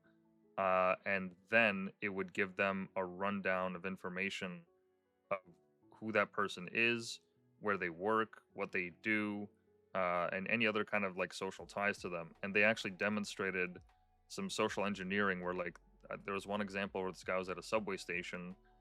He scans this dude's face, gets some input saying that he worked at such and such company or he attended such and such conference, and then he just walked up to him, started having a conversation with him as if he knew him, and the guy just went along with it, thinking that it's serendipitous. Oh, it's just some random person I ran into. And he doesn't even know that this person knew everything about them before even taking the first step towards them. That's like some shit that we would see in a spy movie from, well, I don't know how you are, how old you are, but definitely some shit from a spy movie from when I was little. That's trippy. Yeah, no, I'm 28 also, so I know what you're talking about. I grew up on those movies as well, and it certainly does remind me of like old Jason Bourne movies, essentially, or even some of the James Bond ones. Where, yeah, now like we genuinely don't know if that person we bump into at the bar or at school or what have you, to what degree that conversation has been premeditated or adjusted. I don't know. It's just the whole thing is just freaky to think about. Mhm. But I don't know. Even with all that, I'm still hopeful. I'm still hopeful that that we'll adjust and we'll find our ways around it. Because if human beings, if we are anything, it's adaptable, and I think that there's always going to be somebody that's looking to course correct for that and create some kind of tool that's at least able to give you like an estimation of like, hey, like this could be fake, so better be aware. Yeah, I would hope, you know what I mean? But I feel like I don't know, what if this is all a simulation? What if we're all AI? What if we just reach to what if the AI we create reaches to a point where we are I don't know. I'm joking, kind of. No, no, I get what you mean. Yeah, there's a lot of people that believe in that. Um, if you like that type of stuff, I actually cannot recommend enough the show Pantheon. I don't know if you've heard of it. No, what's it on? So it's on AMC, but now it's on Netflix. The two seasons, and because they're not making any more, they're on Netflix now, so you can see it. But it's basically taking this idea of what it means to be a person and turning it on its head. Without any spoilers, it's basically a show where this young girl, her dad died, I think 2 or 3 years ago, like when the show starts, and he worked at a company that was working on uploading people uh, digitally, kind of like that movie with Johnny Depp, but I forget the name of it. Um, in any case, it takes this idea of like, okay, well, there's AI, there's people, but what if you have something in between where it's the emotional and human characteristics of a person, except now they're super accelerated with their capabilities with the help of a computer? How do they see the world differently? Is this even a possibility? What does it mean to download a person? And also some basic like simulation stuff as well. Damn. Yeah, I'm gonna watch that.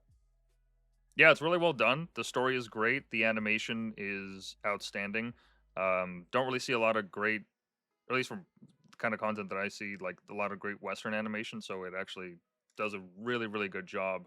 Has like some kind of anime-ish aspects to it, especially like in the big fights, but it is really well done. I unfortunately the show was slept on. Their marketing was absolute dog shit.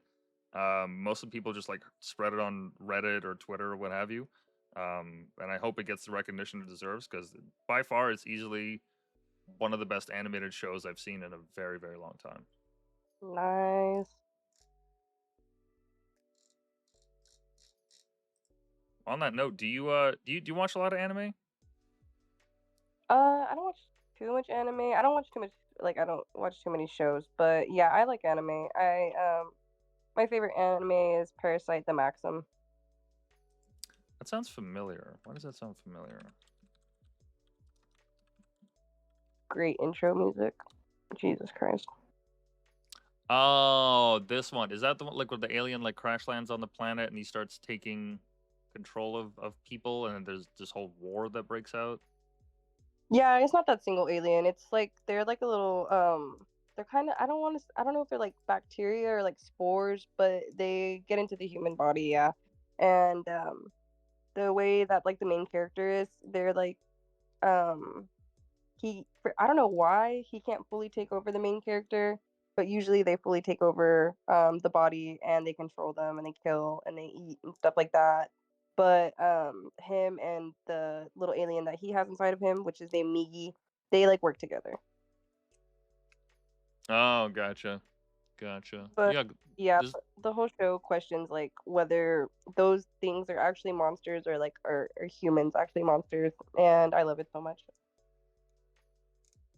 gotcha. Yeah, I've seen it in my recommendations every now and then, but I never really just give it a shot. It just seems a little too freaky for me. I don't know. With anime, if the show takes me out of it because of like either fan service or just like over the top um like situations.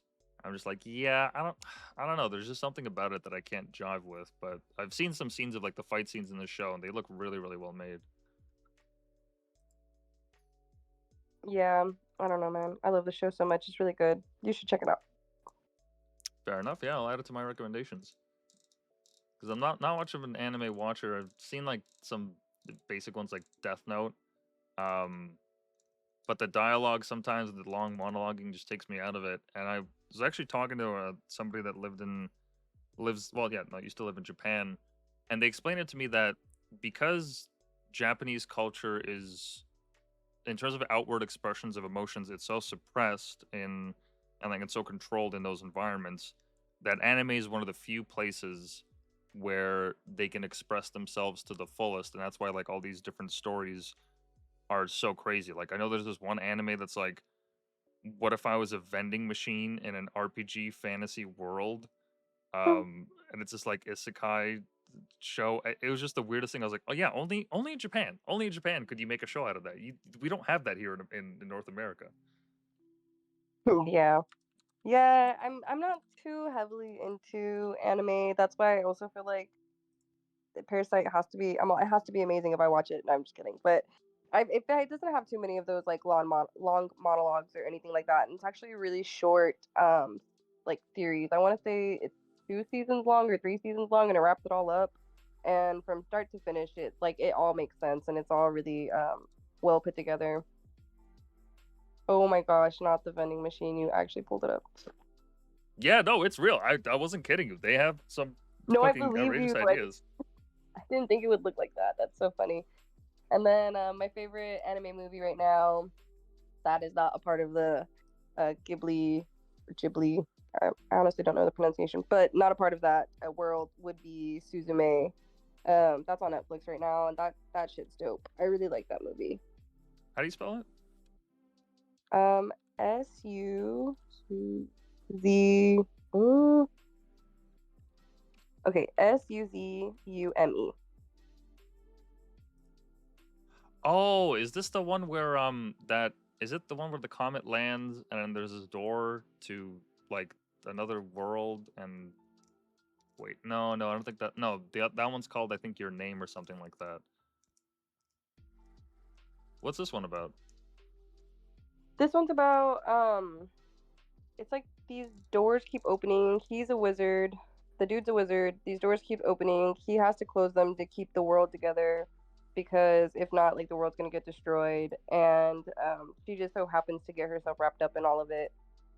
And yeah, it's super beautifully animated. The story's really good. The storyline's really good. It's not creepy at all. That's like one of my favorite parts about it. So whenever the director was making it, he actually initially wrote them as two women, and they were supposed to be love interests, and they were supposed to be around the same age. But he got told that he wasn't allowed to do that. They weren't gonna do it.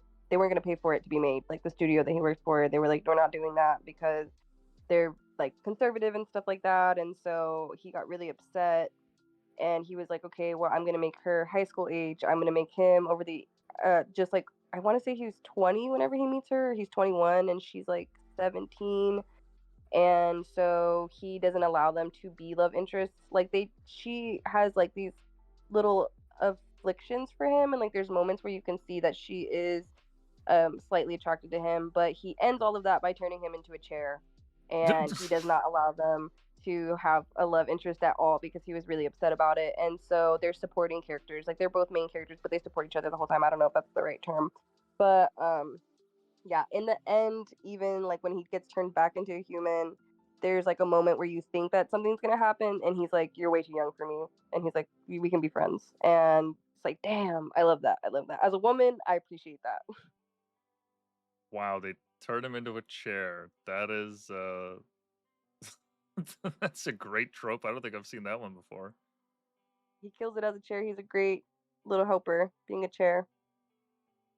That's awesome. Yeah, I've heard of this one. It's certainly on my list to watch, but I didn't realize that the story had that lore to it. That's pretty interesting. Definitely gonna add that to my list.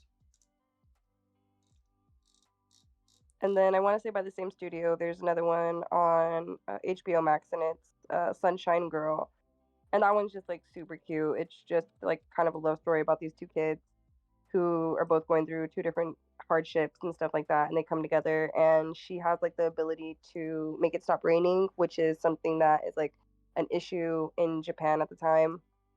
Like it just keeps downpouring, and they don't know why. And every time she goes out and she does her little prayer, it the sun opens up, and so they start paying her to go to like different events to make it sunny. And it's just really cute. That one's wholesome, and again, like the art is just so beautiful. Wicked. Okay, I'm gonna add that one to my list too. I appreciate the recommendations. You're welcome. Fantastic. Well, we're reaching. Well, we're at the 2 hour mark. I was looking to close out around this time. Um, in terms of socials or anything that you want to promote, do you have any showings coming up or anything that you want to shout out right now? No, not me. I wish that used to happen all the time, but I've taken a step back from everything, and so not me personally, but I will shout out my homies at the Burrito DAO. They're always doing things for artists. They're always showcasing artists, and they're always trying to make things more accessible. And so, like, anything that I'm usually a part of lately, because I've taken such a big step back, is going to be with them. And if not my work, if my work isn't shown with them, then all of my friends' work is shown with them. And that matters a lot to me too. So, yeah, Burrito DAO is where it's at. Blessed. Yeah, for Twitter, that's burrito DAO. And then if you want to go on the website, it's burrito.gallery. And for socials, people could just use your link tree to get to them. hmm Fantastic. So yeah, that's at ANG underscore RAMM, Ange Ram.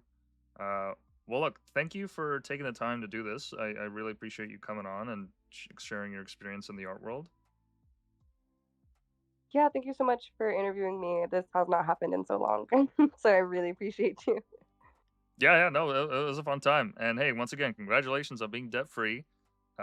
Congratulations on the schooling. I hope it goes well. Hope you find yourself a fruitful future in that market. Thank you so much, man. And I'm going to keep tuning in to y'all's lives whenever you interview more artists. If you need any recommendations, let me know. I got a whole roster full of friends who would love to, I'm sure, love to be on. Yeah, yeah, please do. And anytime you got a recommendation, send it my way. We're always looking to platform more people. Just want to learn more about the art world and all its different aspects of it. And there's no shortage of creators. So yeah, we're always welcome to more people coming on. Awesome, man. Yeah, of course. Right on. And yeah, so we'll end here.